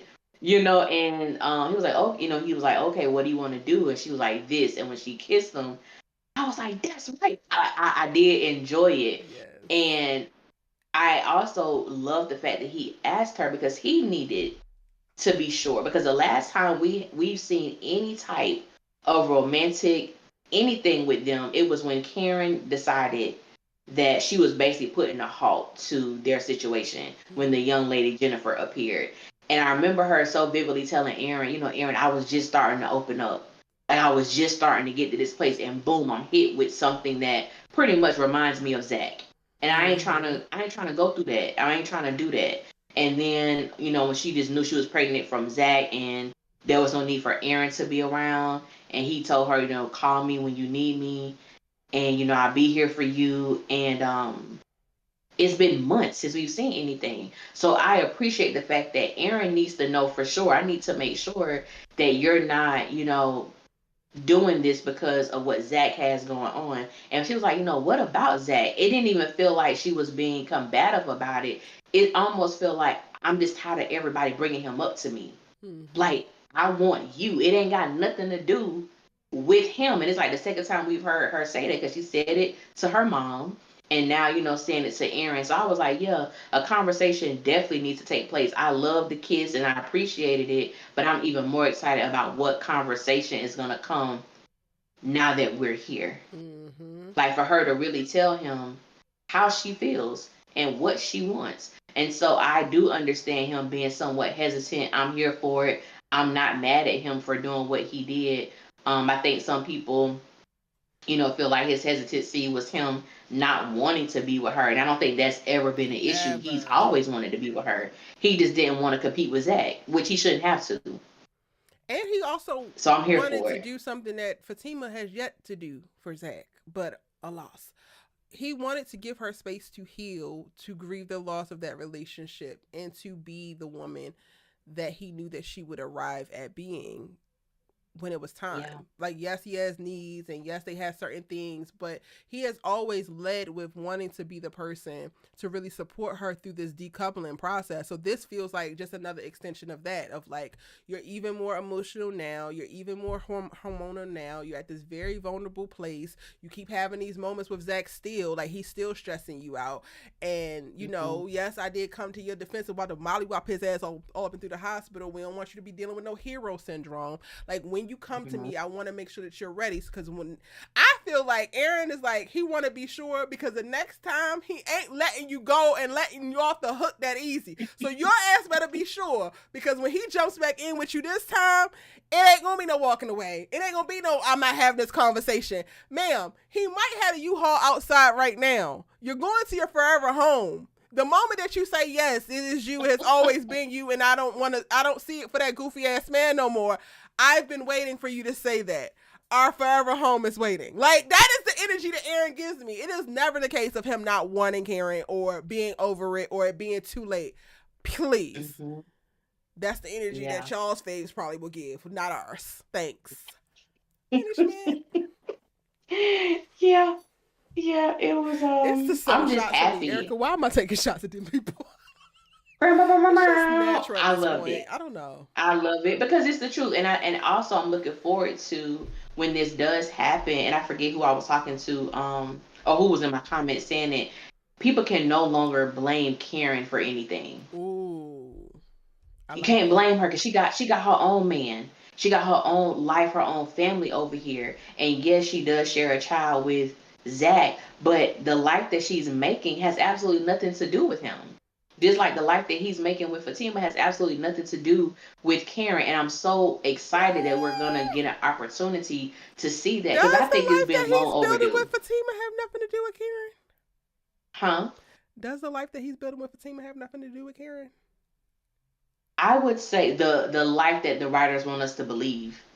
Because I would argue the fact that Zach has never really gone through the decoupling and grieving process to this relationship, because he jumped so quickly to this whole focus on Fatima, oh my wife, my wife, Mrs. Taylor thing, that he is also running so hard towards Fatima because he's running from the idea of failing with Karen.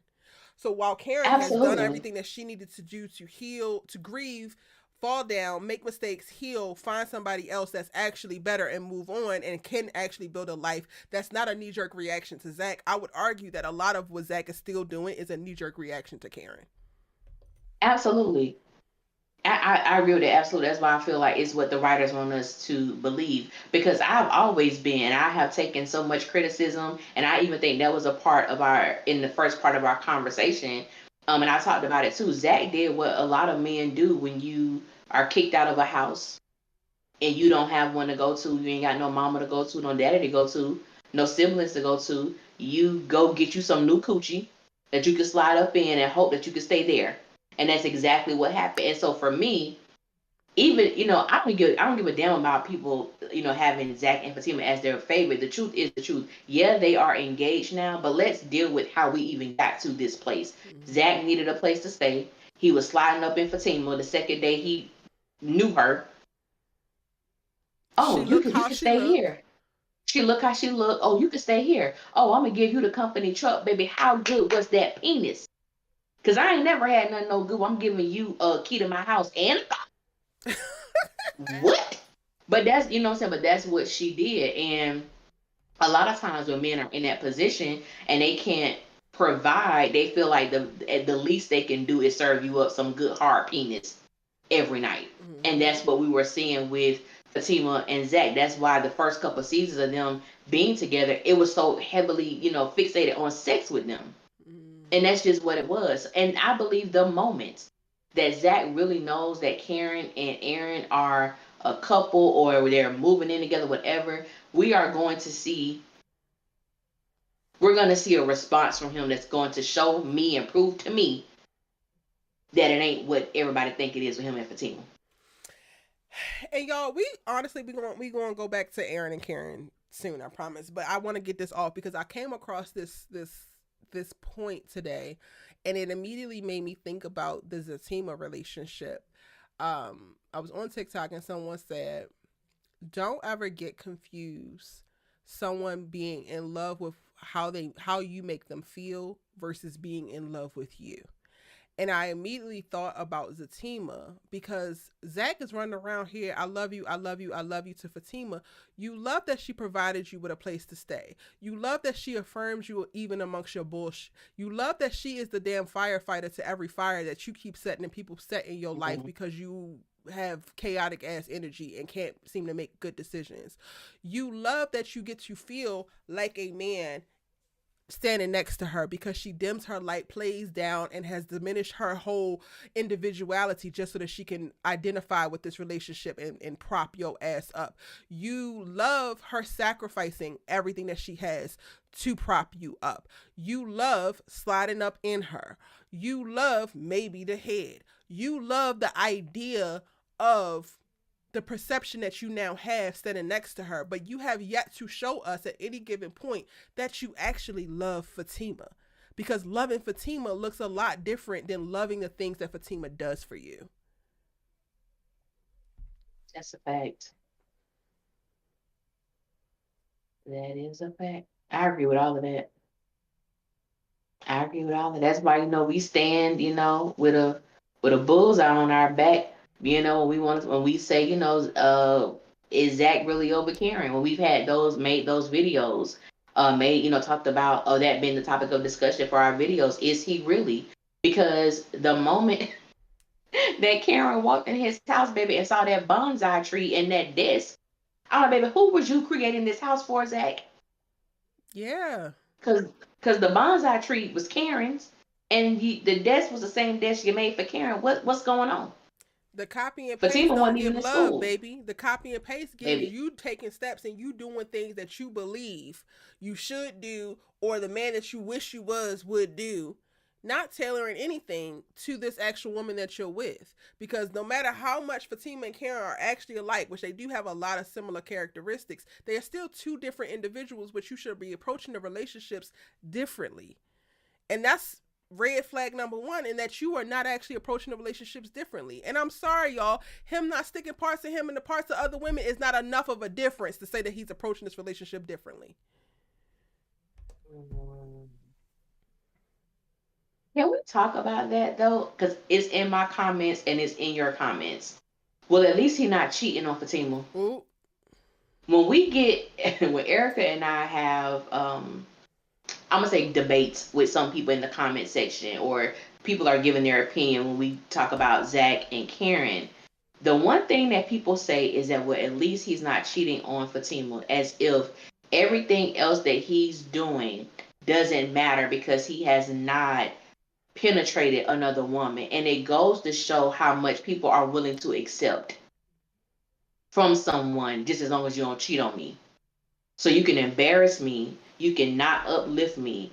I could be doing all the heavy work in our relationship, but as long as you don't cheat on me, boo, you good. You No. don't ever have to go with me to do anything that I'm interested in. You don't have to actually know any of my damn interests.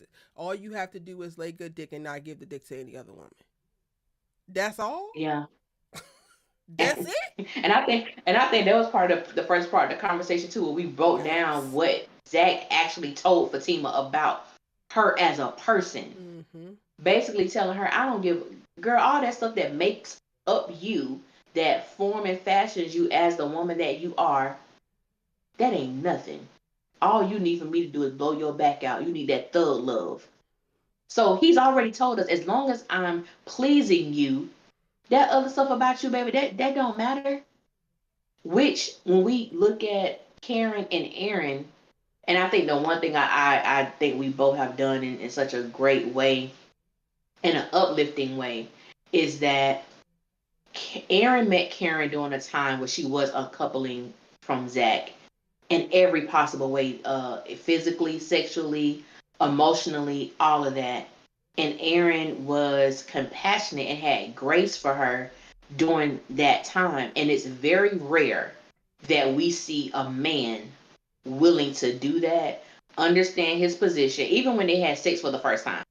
I, excuse me, I even love that he admitted that he thought by having sex with Karen, it would make her forget about Zach.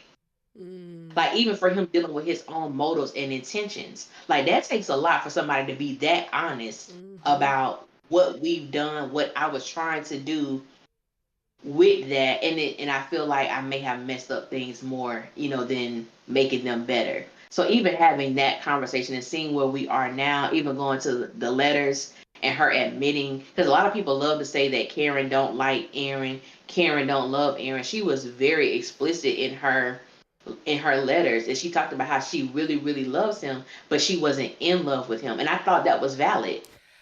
And can we That was valid. talk Like, about the how it's broken in culture, or how it's broken in society for people to believe that the man that takes no interest in your interest, the man that is okay with you settling, the man that is okay with you sacrificing all of your personal being to conform to whatever chaotic ass life that he has, that is actually love. But the woman who is going to be honest about her feelings in real time, even if it makes her look bad, even if it hurts her the same way it's going to hurt you, even if it makes things even more messy, but you have to kind of make things a little bit messy when you're untangling. None of that's love. But sitting on a couch next to a woman saying that you're trying hard to shout her is love. Going to jail multiple times behind some bullshit and then asking this woman to call her boss to get you out, to do whatever she got to do to get you out, that's love. Something ain't right, y'all. Something ain't right. Y'all need to better understand if it applies, it applies. If it don't, let it fly. Y'all need a better understanding of what actual love is, because love is honesty. Love is, in a lot of ways, transparency. Love is not manipulation. Love is not,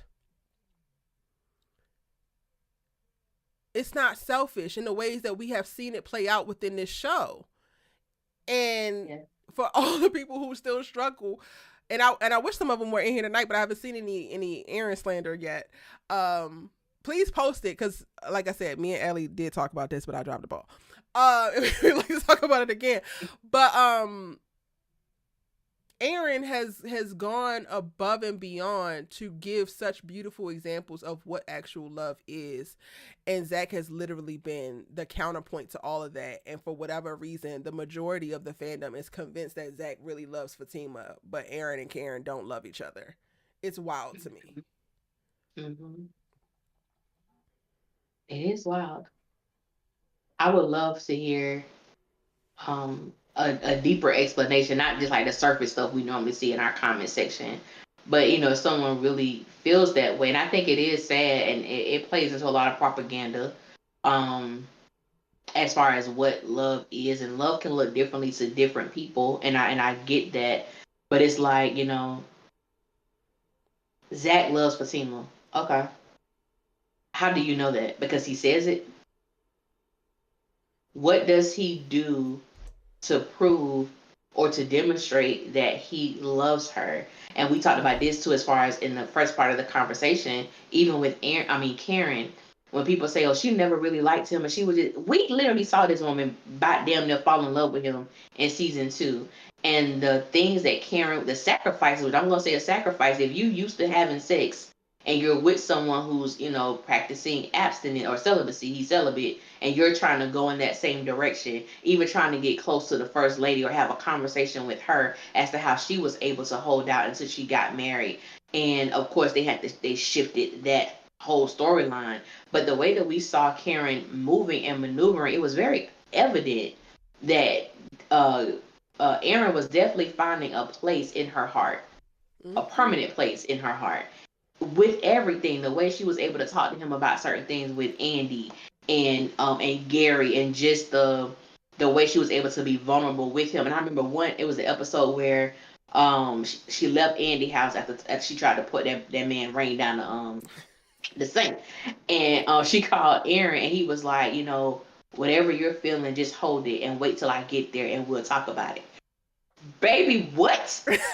Just hold it. Hold it. I want to be in that moment with you. I want to be the person that you release that with. Let me tell you something. I probably would have been pregnant a long time ago. That night, Allie. Immediately. Shoot the club up. Immediately. Because what? What are we talking about? Man. Child. That man is so fine. And that man is so fine, not even just visually. Like, that's also what I would love everybody to get. Mm-hmm. Like, y'all love as a team of aesthetic. Not only is Aaron fine on the outside, that nigga is fine on the inside. Yeah. Karen, give him more babies now. Push them damn twins out and give him more babies now.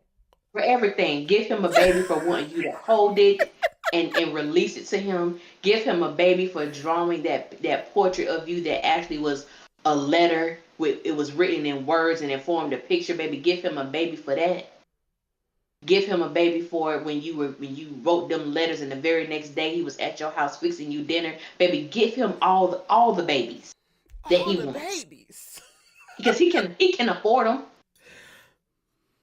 He will never be like Zach. After, oh my God, baby, he'll never be like Zach. He'll never be a stay-at-home father. He'll never be staying at home and have you going to work, and that's good to pick up something to eat on your way back home. He'll never do that for you. He'll never have tacos waiting for you after baby that's not their juice boxes. I cannot. Baby, what? Welcome in, Just Danielle. Thank you, boo. Listen here. Aaron is fine. Listen, and if you are an Aaron hater, we would love to have a conversation. So, don't feel bad. If you still are not on the Aaron train, please tell us why not. Because when the man pop in looking ethereal tonight, asking intentional questions and wanting to listen, I'm just trying to understand how y'all ass is not buckling. I can't remember who did it, but somebody had gone on Amazon and bought us some crutches, Allie, because we're going to need them. We're weak in the knees. How are you so strong in the knees? I'm saying, please, cue SWV right now. Please. Because what? Naya says, I have no doubt that he loves her. I just feel like he's secretive. Okay, let's explore that a little bit. Okay. He's secretive. Can you explain in which way? Because I think this is a good discussion point. Yeah, I think so too. The secret that a lot of people are holding on to is about Jennifer. And honestly, I would even tag that on to another misstep with the writing, because this is interesting. Allie, I don't know if I meant to send this to you. I screen recorded. I'm going to deviate real quick, y'all. I screen recorded a TikTok live that Trinity Whiteside did. And if y'all don't know, Trinity plays Preston. Now on Fatima, but originally on Sistas. And I screen recorded the live because he was talking about his character. And one of the things that he said is he never got married. So it had to be somebody else that sent Danny the picture. but we didn't see that, right? We don't know that. And one of the things that he said to kind of like back up his points about that was like, y'all know that Preston he's going to tell the truth. He's not going to lie. He doesn't lie.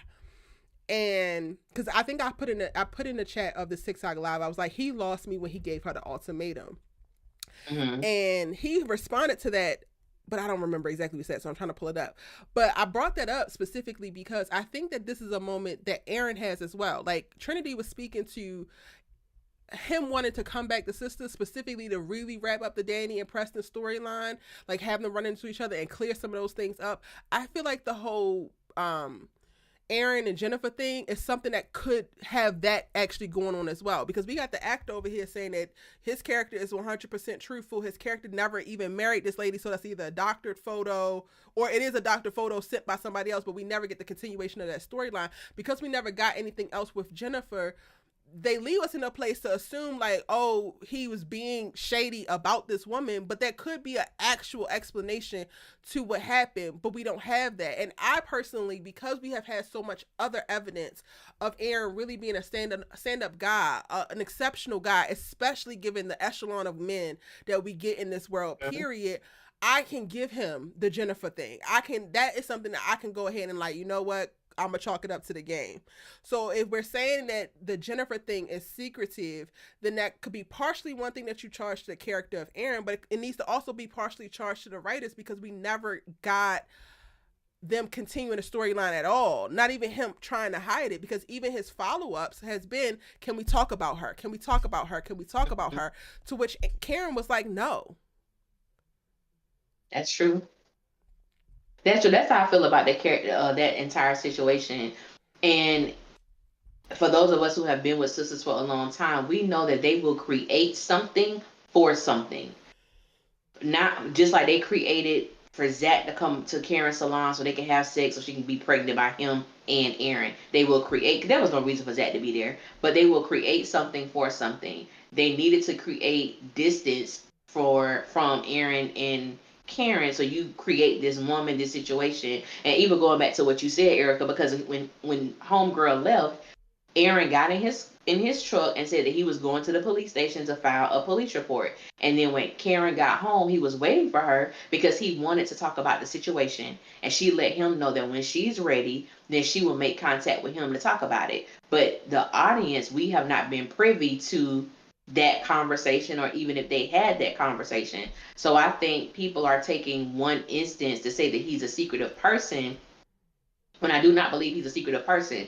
I believe that Aaron had every right to date whoever the hell he wanted to date, because Karen wasn't committed to him and he wasn't committed to her. But he could have, he could be with whoever he wanted to be with. Do I believe he was having sex with this woman? I don't, but pretty sure they probably was going on dates and things of that nature. But he had every right to do that. Now, should he have told Karen about it? I believe he should have, because Karen was always honest with him about Zach. Aaron's response was, I was going to tell you, but you didn't know like where we stood or whatever the case may be. So that was his reasoning, but I do not view him as a secretive person. And like you said, we have gotten so much proof about the stand-up man that he is, that I'm not going to hold that one act of discretion that the writers just have refused to handle appropriately as a stain on his character. Right. Like, I just got to chalk that up, deal with it, charge it to the game. We may never have any type of resolution about that. And with that, I'm okay with it, because I don't care if we ever see that woman again or not. Period. I'm with you on that. I'm trying to find this damn screen recording, y'all. I'm trying to get Trinity to come on the damn show, honestly, because the way that he was talking, I'm like, sir.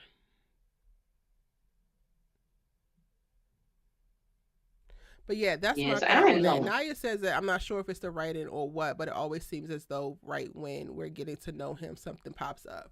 That's the only time that something has really popped up, because everything else, we have gotten to know him. We know that he was a leader of a men's group at his church. We know that he has a successful business and he does well for himself. We know that non-negotiable is the damn cheating. Like all like Mm-hmm. we have gotten to know a lot about this man that was not contradicted by anything. Now, one contradiction that popped up was Jennifer. Yeah.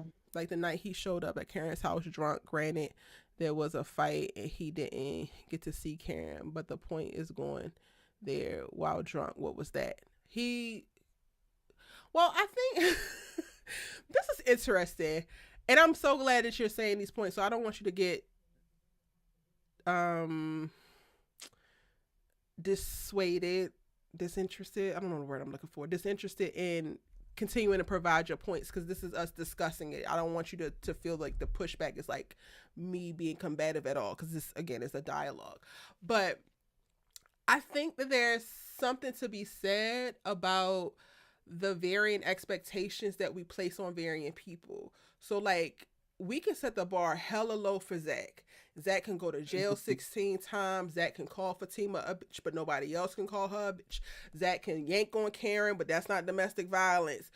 Like Zach While can she's swing pregnant. while she's pregnant. Zach can swing on everybody. Like Zach can do all of the things, but a recovering alcoholic cannot get emotional, fall off the wagon, and go to the woman that he's in love with's house that he's struggling with emotionally, that kind of was the trigger for that, and profess his love and try to interject himself and have a moment of weakness. And I'm saying in that way because I want people to actually like receive it in that way. Like, I get it. We all have our faves, and yes, Aaron is one of my faves as well. But be clear, I started the series off not actually liking Aaron. Aaron lost me the moment that he said, "That's why I married a white woman." You know what? This is where I clock out, because you know what? When the math don't math, I get the goddamn subtracting. I was on Aaron's ass for quite a while, but then it was the humanness that is his experience and all that he's been through in the context that provides. So yes, it's inappropriate and it sucks and it's annoying and it's kind of chaotic for your ex to show up drunk saying, "Please let me out of you because clearly you want to have sex and that's going to hold us and I'm holding us back, but clearly that's not the thing."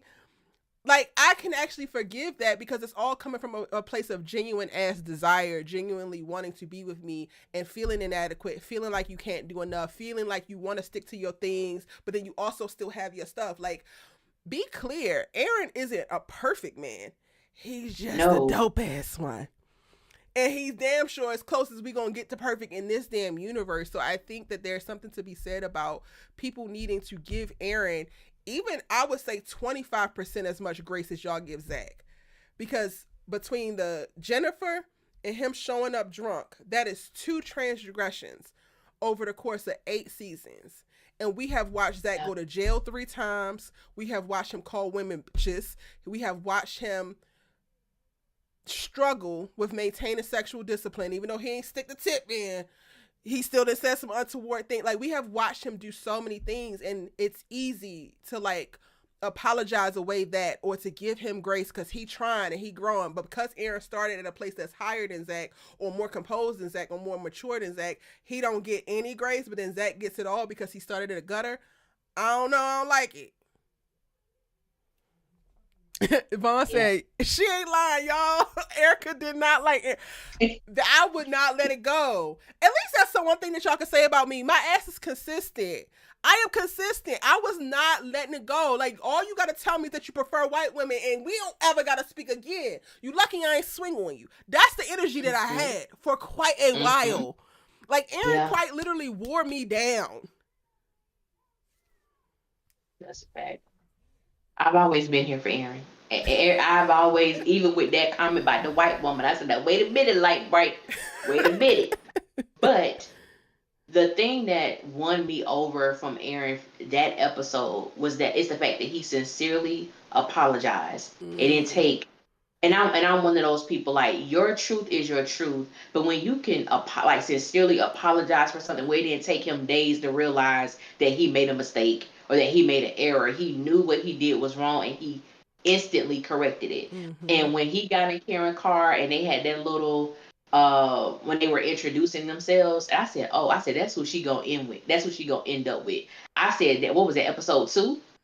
So Yeah. since season 1, episode 2, I believe that this was going to be the man that Karen ended up with. I just didn't know what that journey was going to look like.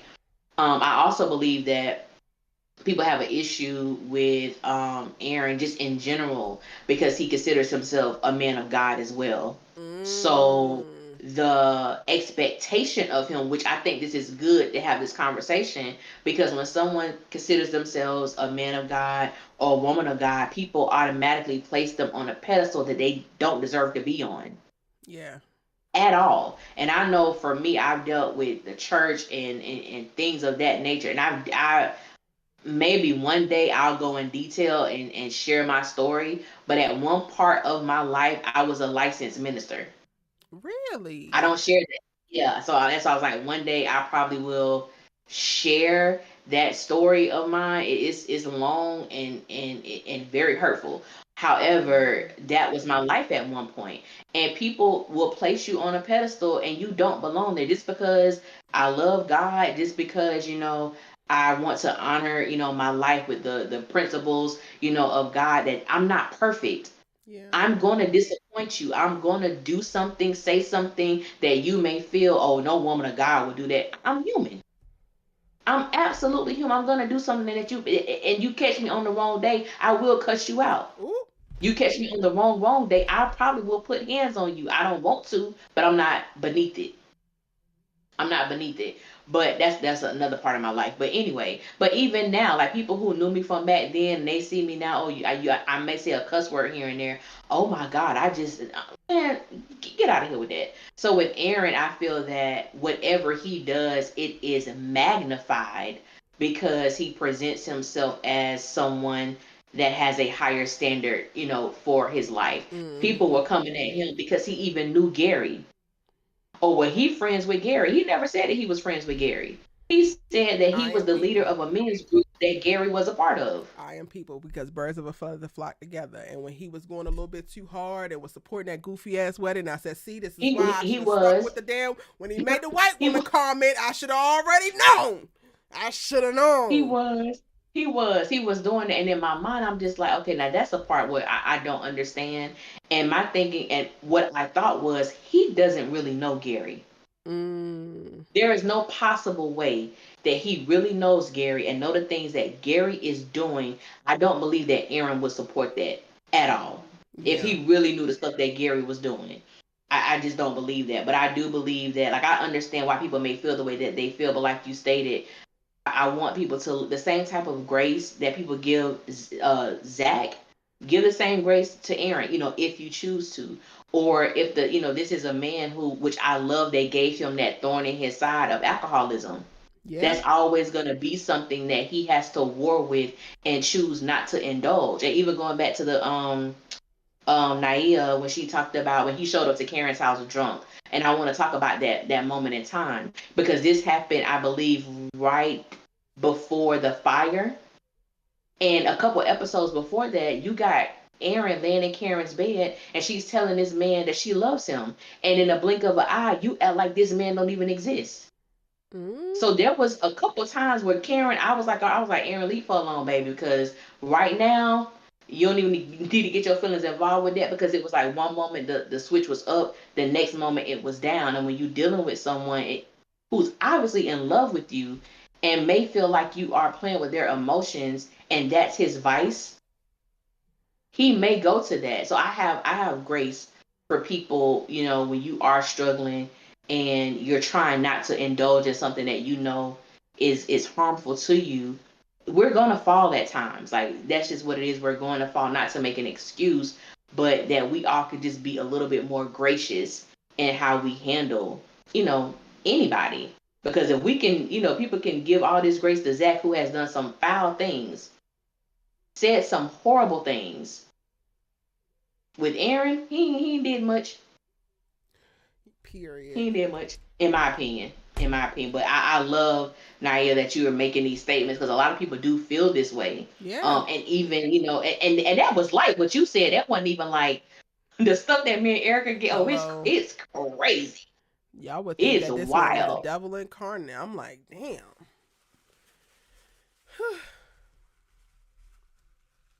Yeah, he Real. felt bad for him multiple times as far as wanting to be with her. Yeah. But ultimately, that's what won me over. His persistence and still wanting to be with her amongst the mess is really what won me over. Because I have Yeah. been the girl who has been persistent with a nigga that I should have dropped a long ass time ago, but I just believed in him and I just love him. I just love him so much. Where's the men that just love her so much? Yes, because we deserve it just Yeah. as much as they do. Yeah. And another thing too, I'm gonna hop on Zach and Fatima for a moment. Let's not forget for all the people who really ride with them, and I know the comments probably gonna be crazy underneath this live. But let's not forget, I want to leave y'all with this. Zach literally told Fatima that if the shoe was on the other foot, he would not be there. He would not stick around. So the hell that I'm putting you through, I want you to know, if you did this to me, I'm gone. Baby, when he said that, I said, Fatima, and you still here? You still laughing and kicking and giving it up? And now you done got pregnant And by looking this at joker? everybody else like they the problem when they point out all of the problems with him. Oh, okay. Oh. Yeah, yeah. I said, baby, ain't no way in hell. Yeah, if the shoe was on the other foot, I couldn't deal with it. I'd be gone. Oh, and he ain't lying. He's He ain't not. lying because the same thing, he's done these things to Karen. And when Karen, I'll never forget in earlier seasons, it was so many people mad at Karen because she chose herself. Yep. Well, he trying, Zach ain't trying. Trying means to make a strenuous effort. When have we seen him do that? He wasn't trying. This woman just said, no, I'm done with this. And people was mad at her because she didn't want to be with him anymore. No, you done gave me an STD. You constantly cheat on me. We're in a pregnancy scare with some chick you work with at the airport, who you just ride her dipping in with no protection. No, mm no, we good over Period. here. We good over here. But this is when I knew for sure. I was literally smiling through this whole scene with Aaron and Karen when she kissed him, and he was like, he just wanted to make sure. She was like, should I not have done that? And she was like, I'm so embarrassed. I said, my girl is all the way vulnerable. She Hello. is there is no walls no more. There is no barrier. She is all in to allow yourself in that moment to Yep. kiss him. And he probably didn't respond how you thought. The fact that you felt embarrassed about it. I said, oh, baby, she gone. She all in this. Gone. And we love this for her. She all in. Love this for you, Buki. Yes, love it for you. Because quiet is kept. Aaron is the safest place to land for any woman. But for his woman, Karen, he is quite literally the safest place to land. The rest of these men are minefields. Mm. You got that, But Skippy. some of y'all You still got that, struggle all with right. liking Aaron. Child. Whew.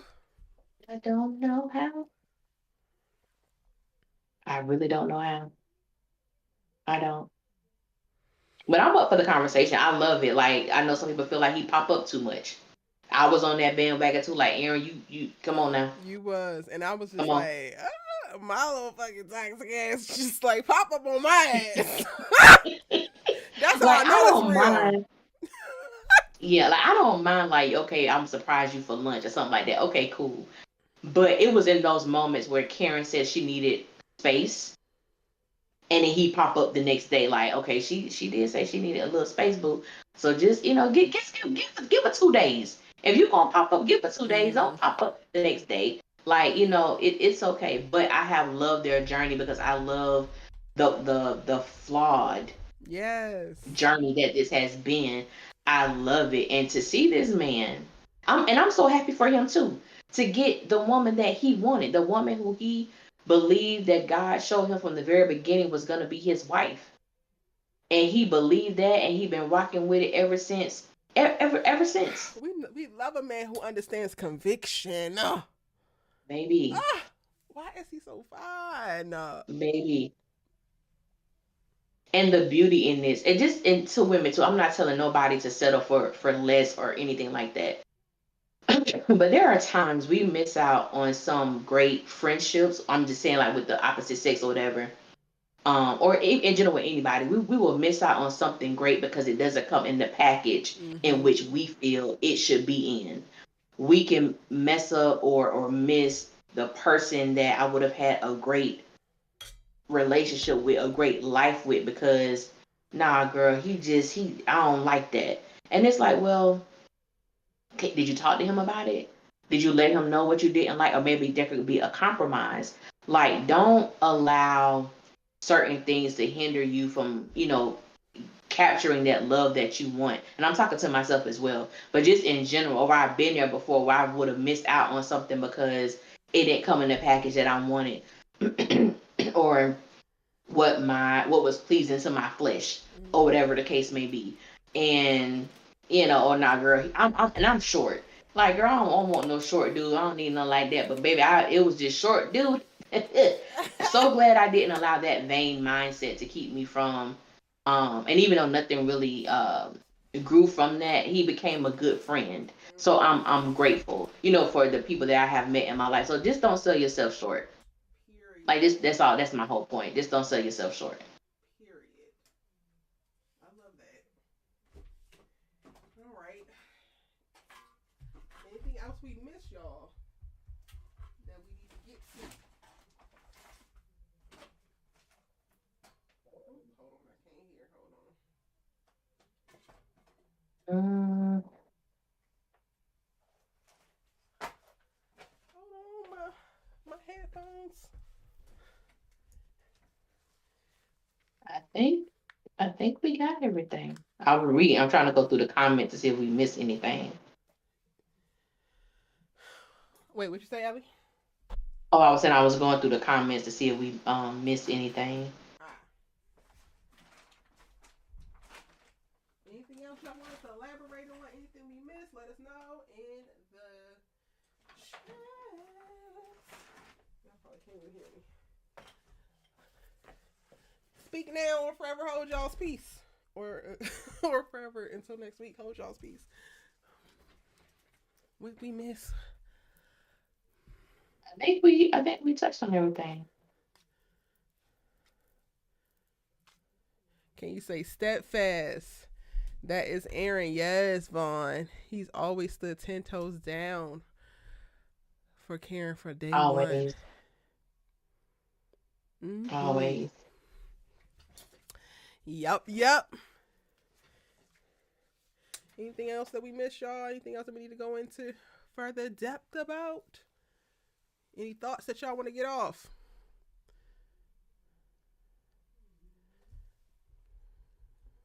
When Miss Lisa go back to this to the hair salon, I'm gonna need her to just go home. Don't come back to Karen house. Please. Go home. I don't need you interrupting any more moments between these two people. Take your behind, hop on your Harley, home. and go home. Take your ass home, lady. You've done enough. For real. Mm-hmm. Reeling in Pam is enough. You still ain't scot free in my book, but you done enough. You done call Aaron and you get Pam together. That's all I need from you. Don't do nothing else. No more, no less. Facts. This is it. From now on, this how you mother.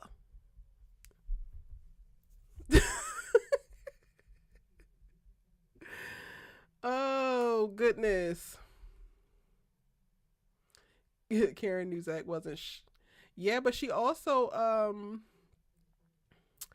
I think there's seasons in our lives sometimes that we have to experience that you could know that somebody but you cannot know that you don't deserve what they have to offer. You could think that that is all that you are supposed to get or what is normal. Somebody said earlier in the chat of like, we were talking about, love and how I felt like love is truth and all the things that I said. And somebody said in the chat, I can't remember who, I think it might have been Naya or Naya. Sorry, I'm probably mispronouncing you, boo. But I think they said basically people basically only know what they know, right? And if you think that toxicity is normal, or all you know is toxicity, all you know is selfish love, all you know is narcissistic love, all you know is manipulative love, and you don't know a love that's grounded in truth, you don't know a love that's grounded in selflessness, you don't know a love that is pure, then you don't really know what you don't know, and you are going to continue to perpetuate that, and you're going to fight to keep the normalization of that when you're confronted with a different idea because you don't know anything else. And that's real. That is real, and it also, I think Tyler did a great job at painting that with Karen, because for so long she just, I think one of her walls came from the fact that she didn't believe Aaron to be legitimate. Yeah. She didn't take him to be real. It was always, he's too good to be true. Yep. To the point that she was trying to find something wrong with him. So I don't want to allow myself to fall for this because I ain't trying to get tricked because I really don't believe him anyway. So, you had that going on. So she wasn't fully in a place to be vulnerable with him, to be receptive of everything that Aaron was willing and ready to give her, because she didn't believe him. Yep.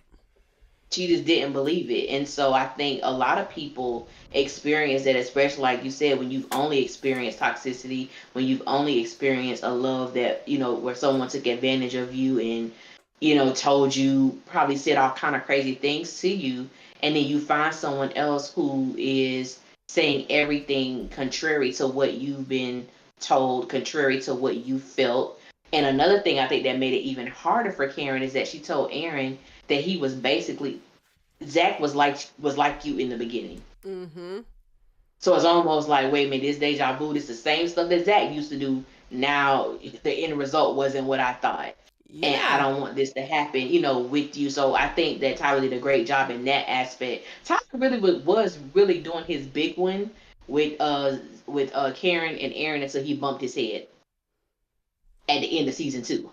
But he was doing his big one with that journey. I was here for that too, Allie. I feel like Karen's storyline was the strongest, even with all of the chaos, because there's so often that, specifically in season 3, when Karen was going off the damn rails, I was like, damn, she's doing all the things that I thought to do, but I was just like, I will be crazy if I do this. But I deeply wanted to. Like, with my Zach, I deeply wanted to go to hell. I swear I did. Like, I wanted to do some things. And when Karen got to doing them things, I said, you know what? Hell yeah.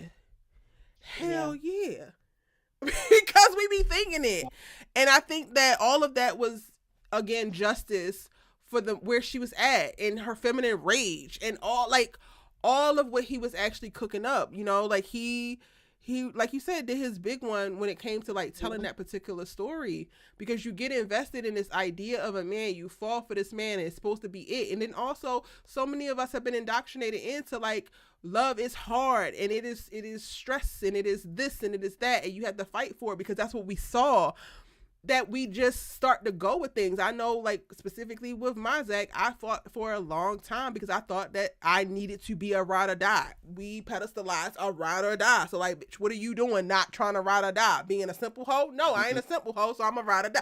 Like, there's so much that you have to unpack and you have to denormalize. And with her coming in and meeting an Aaron, have never seen an Aaron before, not believing that he is real, so then she's looking for it, but then she's also trying to be sensible in that, oh, well, Zach started off the same way, so I'm not going to let myself get tricked again. What the hell I look like to do that? I'm a sensible young woman, so why would I do that? That all, to me, makes sense, and it tracks, and it's real. It's much realer than you just smashing some random man that you knocked off a goddamn bike, move him into your house, and now you ride or die, and you just see all his potential, and it don't matter what the hell he do moving forward. I'm just saying. Great thing to unpack. I think for me, I just wanted to see more of the romantic elements of Karen and Aaron. That's why I said with Tyler bumped his head. By far, Karen has had the best story throughout this series. Her journey has been one for the damn books. And it has been so real. And I think so real that some people disliked her because they saw themselves in her. Hello. Or they traveled some of the same paths as she did. And when you see yourself being played out, like, dang, I really did that. Now, for me, doing those seasons, because I was never the chick that was gonna go to hell for no dude. I wasn't the chick that was gonna destroy your stuff. I That was want a like that crash was out. that Oh, I wasn't was a me. crash out. That For my was dude, for don't my give me, friends dude, for my girl. cousins dude. Mm-mm. My cousin, I rode so hard for my cousin one time. I befriended the new girl, invited her to Denny's so that my cousin could go. Oh my Lord. Yeah. See, I ain't never did that. Like I was a crash out. me and my friends Ooh. have done some stuff, but I'm just like, I don't have the bed. I think for me, it was because there's a switch that never needs to be flipped. Because once it's flipped, where I go, I ain't no coming back. So I learned that early, Alicia, you can't do that. So it's best that you let it go, you let him go, cause baby, it ain't worth going to prison for. It just ain't worth going to prison for. Child, I was So blessed to have which I'm favor. thankful. I was But with definitely my covered because I was friends, going to prison. Had I suffered consequences for mm-hmm. I'm grateful that I Yeah. didn't have a man that was abusive because there were Me moments too. where I was. Me too. I'm glad I didn't I either should have because got my goddamn I head know I would knocked be in off at least prison. once. Yeah. I did some stuff one time, and it's just like, if he knocked the shit out you, this is your fault. Mm-hmm. But he didn't. Thank God. Thank you, Jesus. Yeah. Yeah. Yeah. Mm-mm. Yeah. Mm-mm. But also, that's the that's the beauty of life and all of our journeys being so damn different. Mm-hmm. Allie, I applaud you having the restraint and the discipline to be able to pull yourself back. It took that one relationship specifically. Like, I haven't repeated this. Like, my next guy after that, I was much more contained. Mm-hmm. I never even cursed at that man, even though he deserved it. Like, there were certain things that I definitely tweaked and I changed, but that one, my Zach, got everything. And I learned, but I also learned a lot. And I think that that's also the T for it. Like, Karen will always have a special place in my heart because she learned. This was all a learning process. I doubt we will ever see her do another Zach again. And that's what it's about, honestly. It's not like beat yourself up forever because you dated a Zach, because you gave your all to a Zach, because that man played you and moved on to somebody else that he deems to be better.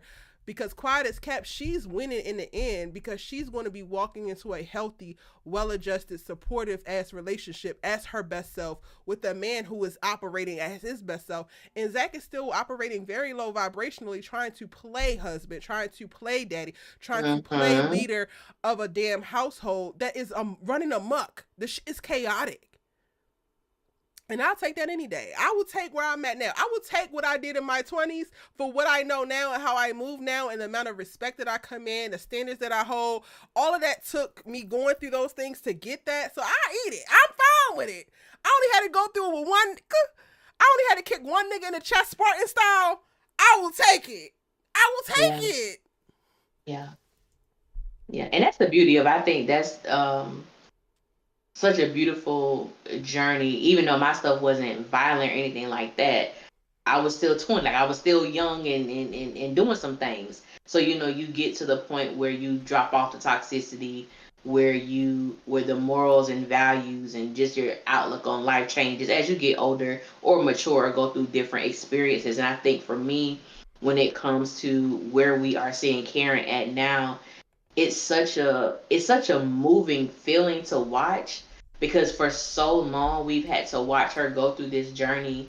And it's so interesting because I wasn't a big fan of the letters initially when the episode aired, but when I went back to watch it, I thought it was like one of the most beautiful moments, because this hit to see this woman cry, with her letter with Aaron, based on the things she experienced with Zach, feeling that she would never become the woman who she felt Aaron deserved. And I think her getting to that place where it wasn't even becoming the woman that you feel Aaron deserved, but becoming the woman you deserve to be for yourself, so that you could welcome the type of love that this man was ready and willing to give you. And I think that is, for me, with Karen, the most gracious and beautiful thing to see her get to, because we don't see it with any other woman on this show. Exactly. She's the only one. And I think that for me, when we talk about Karen, and even here, like read some of the comments where people are just so gung-ho on just not giving her props, for what it is. And it's like you said earlier, yeah, people have their favorites, and that's fine. But you can still be honest about that character's journey. Yes. You can still be honest about where they are. You can still be honest about Fatima and still rock with Fatima, and Fatima still be your favorite. Andi, Danny, Sabrina, so on and so forth. Like, you could be honest about it, but you don't have to take away from where Karen is at. Yep. Because it's a beautiful place. Beautiful place. Period. In the moment that y'all get on board with it, the moment your life will actually change for the better. It's like, no. Mm-hmm. Yeah, Shell Jones, we actually do open up the Discord for y'all to call in, but people don't be wanting to call in like that, so we haven't done it in a while. We'll probably open it up next go round, next live, because this one is getting a little bit longer. Yeah. But yeah, we do let y'all call in and all of that. And you can always drop a voice note if you want into the Sistas channel on my Discord server. The link should be in the description box for you to join the Discord server if you haven't already.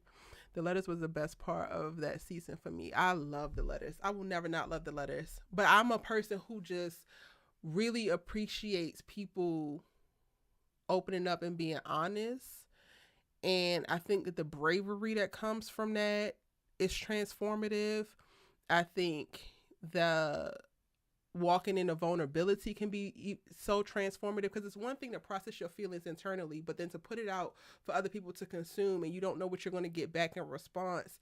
That takes a lot. And I feel like a lot of character development happens in those moments. So while a lot of people will just, ignore or like excuse away the letters moment, it was a very pivotal moment, and it's honestly one that I wish more of the fans would have paid a little bit more attention to, gave more respect and credence to, because it could be helpful for anything that you're going through in your life. Like, we have come up in a society that is rooted in secrets and lies and manipulation, and like, it has normalized those things for us.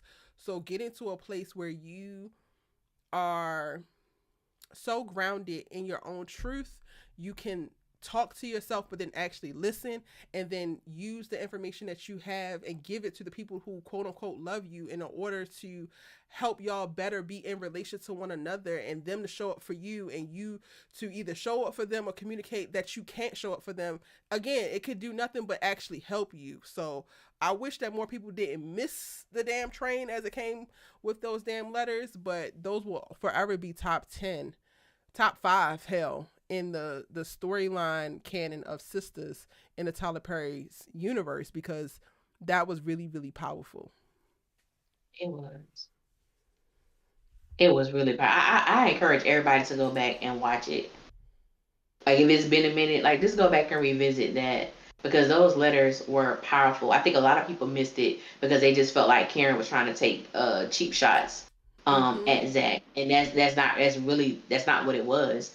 This was just a person expressing her true feelings about these two men, in her life. And I know for me, I think what happened with me when I first saw the episode, I was extremely triggered, because I had a situation like that where I had to sit. It was in church, and I had to sit with a leadership team and listen to each and every person express their whatever issue they had with me. It wasn't done out of love, or nothing positive came out of it. So I was instantly triggered when I saw that episode.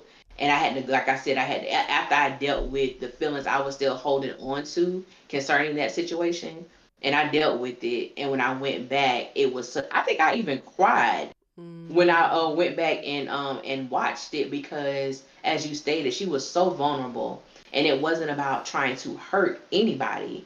It was just, this is just where I am. And even after she released all of that, even her dynamic with Aaron changed. Yep. She was more open to him, like, what you think about the pregnancy? I have to talk to Zach. How do you feel about it? How do you, like, she was very concerned about Aaron and his thoughts and his feelings during that time. And so it was a beautiful moment. It was a beautiful moment. Truly. All right, y'all. I think this might be where we bid y'all adieu. Yeah. We were able to flesh out quite a bit and come up with a nice old show, even though we got a mediocre episode. I'm right there with y'all. I didn't give y'all my rating at the top of the episode, but I would probably get this episode 4. And the 4, 100% across the board. You know what? I'm going to give it 4.5. The 4 points is for Aaron in that yellow ass sweater and that glow. Yeah. And then the half is for Paige's ass. I gave it a 5. I gave it a cool 5. Y'all be on the lookout for our breakdowns and more videos on both of our channels. If you're not subscribed already, go ahead and subscribe to @AllieNickOfficial. Allie, anything that you want to shout out before we get out of here? Just shout out everybody for rocking with us. I know we got a few more episodes left in season 8. I am looking forward to season 8, episode 22. Because I definitely want to talk about Sistas. I just don't want to watch it. Ooh. That's where I'm at right now. I want to talk about it. I'm ready for this season to wrap on up. If they could just give me an episode with just Karen and Aaron, that would do my heart justice. I would love it. Because they can do, because that made me think about, did you watch Dawson's Creek back in the day? But I don't remember it. Okay, there was an episode that was just with Pacey and Joey. They were locked in a Kmart. And the entire episode was about them. Oh, and it was so beautiful. It was so beautiful. So I'm like, if y'all could just write an episode with just Karen and Aaron and nobody else, I would love that. It would be glory. I mean, he babysitting her anyway. Let them have that moment. Yes. Please. That's all I ask. I know I ain't gonna get it. Yes, God. But please. Y'all, I am dropping breakdowns. I did record my breakdown, so it will be up tonight. Just gotta edit that Jean. Harlem, final 2 episodes. I think they're going to be dropping at midnight, so be on the lookout for that because I am talking about Harlem. These are the last 2 episodes, right? Mm-hmm. Okay. Yeah. And then my Sundance interviews are dropping very, very soon. I also started another lifestyle Instagram page. If y'all want to check it out, it's up to you at Hey Erica Vane on Instagram, where I've put up a couple of little short form things from Sundance, couple little vloggy vlogs. I don't feel like it's appropriate to put it on ericavane.com just because I want that to be more of the actual commentary, the actual interviews and things like that. So check all of those things out. And then also I have a personal YouTube channel if y'all care about the behind the scenes of me and what I got going on when I'm not on here hollering and screaming. What else I be doing, you can check it out at Erica Vane right here on YouTube. What you mean the last 2 episodes? I mean the last 2 episodes, honey. It's the last 2, baby. This is the series finale. Harlem is out of here. Yeah. Yeah, and I'm actually going to do. I didn't even. You said you have anything to shout out. Y'all about to see an influx of videos from my channel. So when you see them, make sure you click on them. You know, from different things. I am gonna talk about Harlem. It's just the fact that these 2 episodes got me, and I didn't realize until last week we were only getting 6 episodes this season. Yep. So I wasn't prepared for tomorrow to be the series finale, but that's where we are. But I'm probably gonna do like an overall. Season. It's so good. It's so good. So I'm probably gonna do like my overall thoughts about this season and talk about the different storylines. But I do want to talk about the show because it's a great show, and I'm sad to see it leave. I really am sad to see it leave.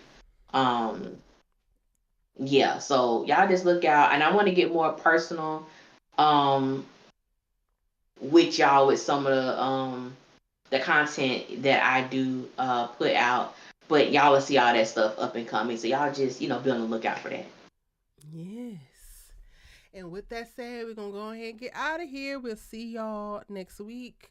Or actually, some of y'all will probably see on Friday because I'm gonna be doing a new recap show live to recap a bunch of different shows that I watched throughout the week.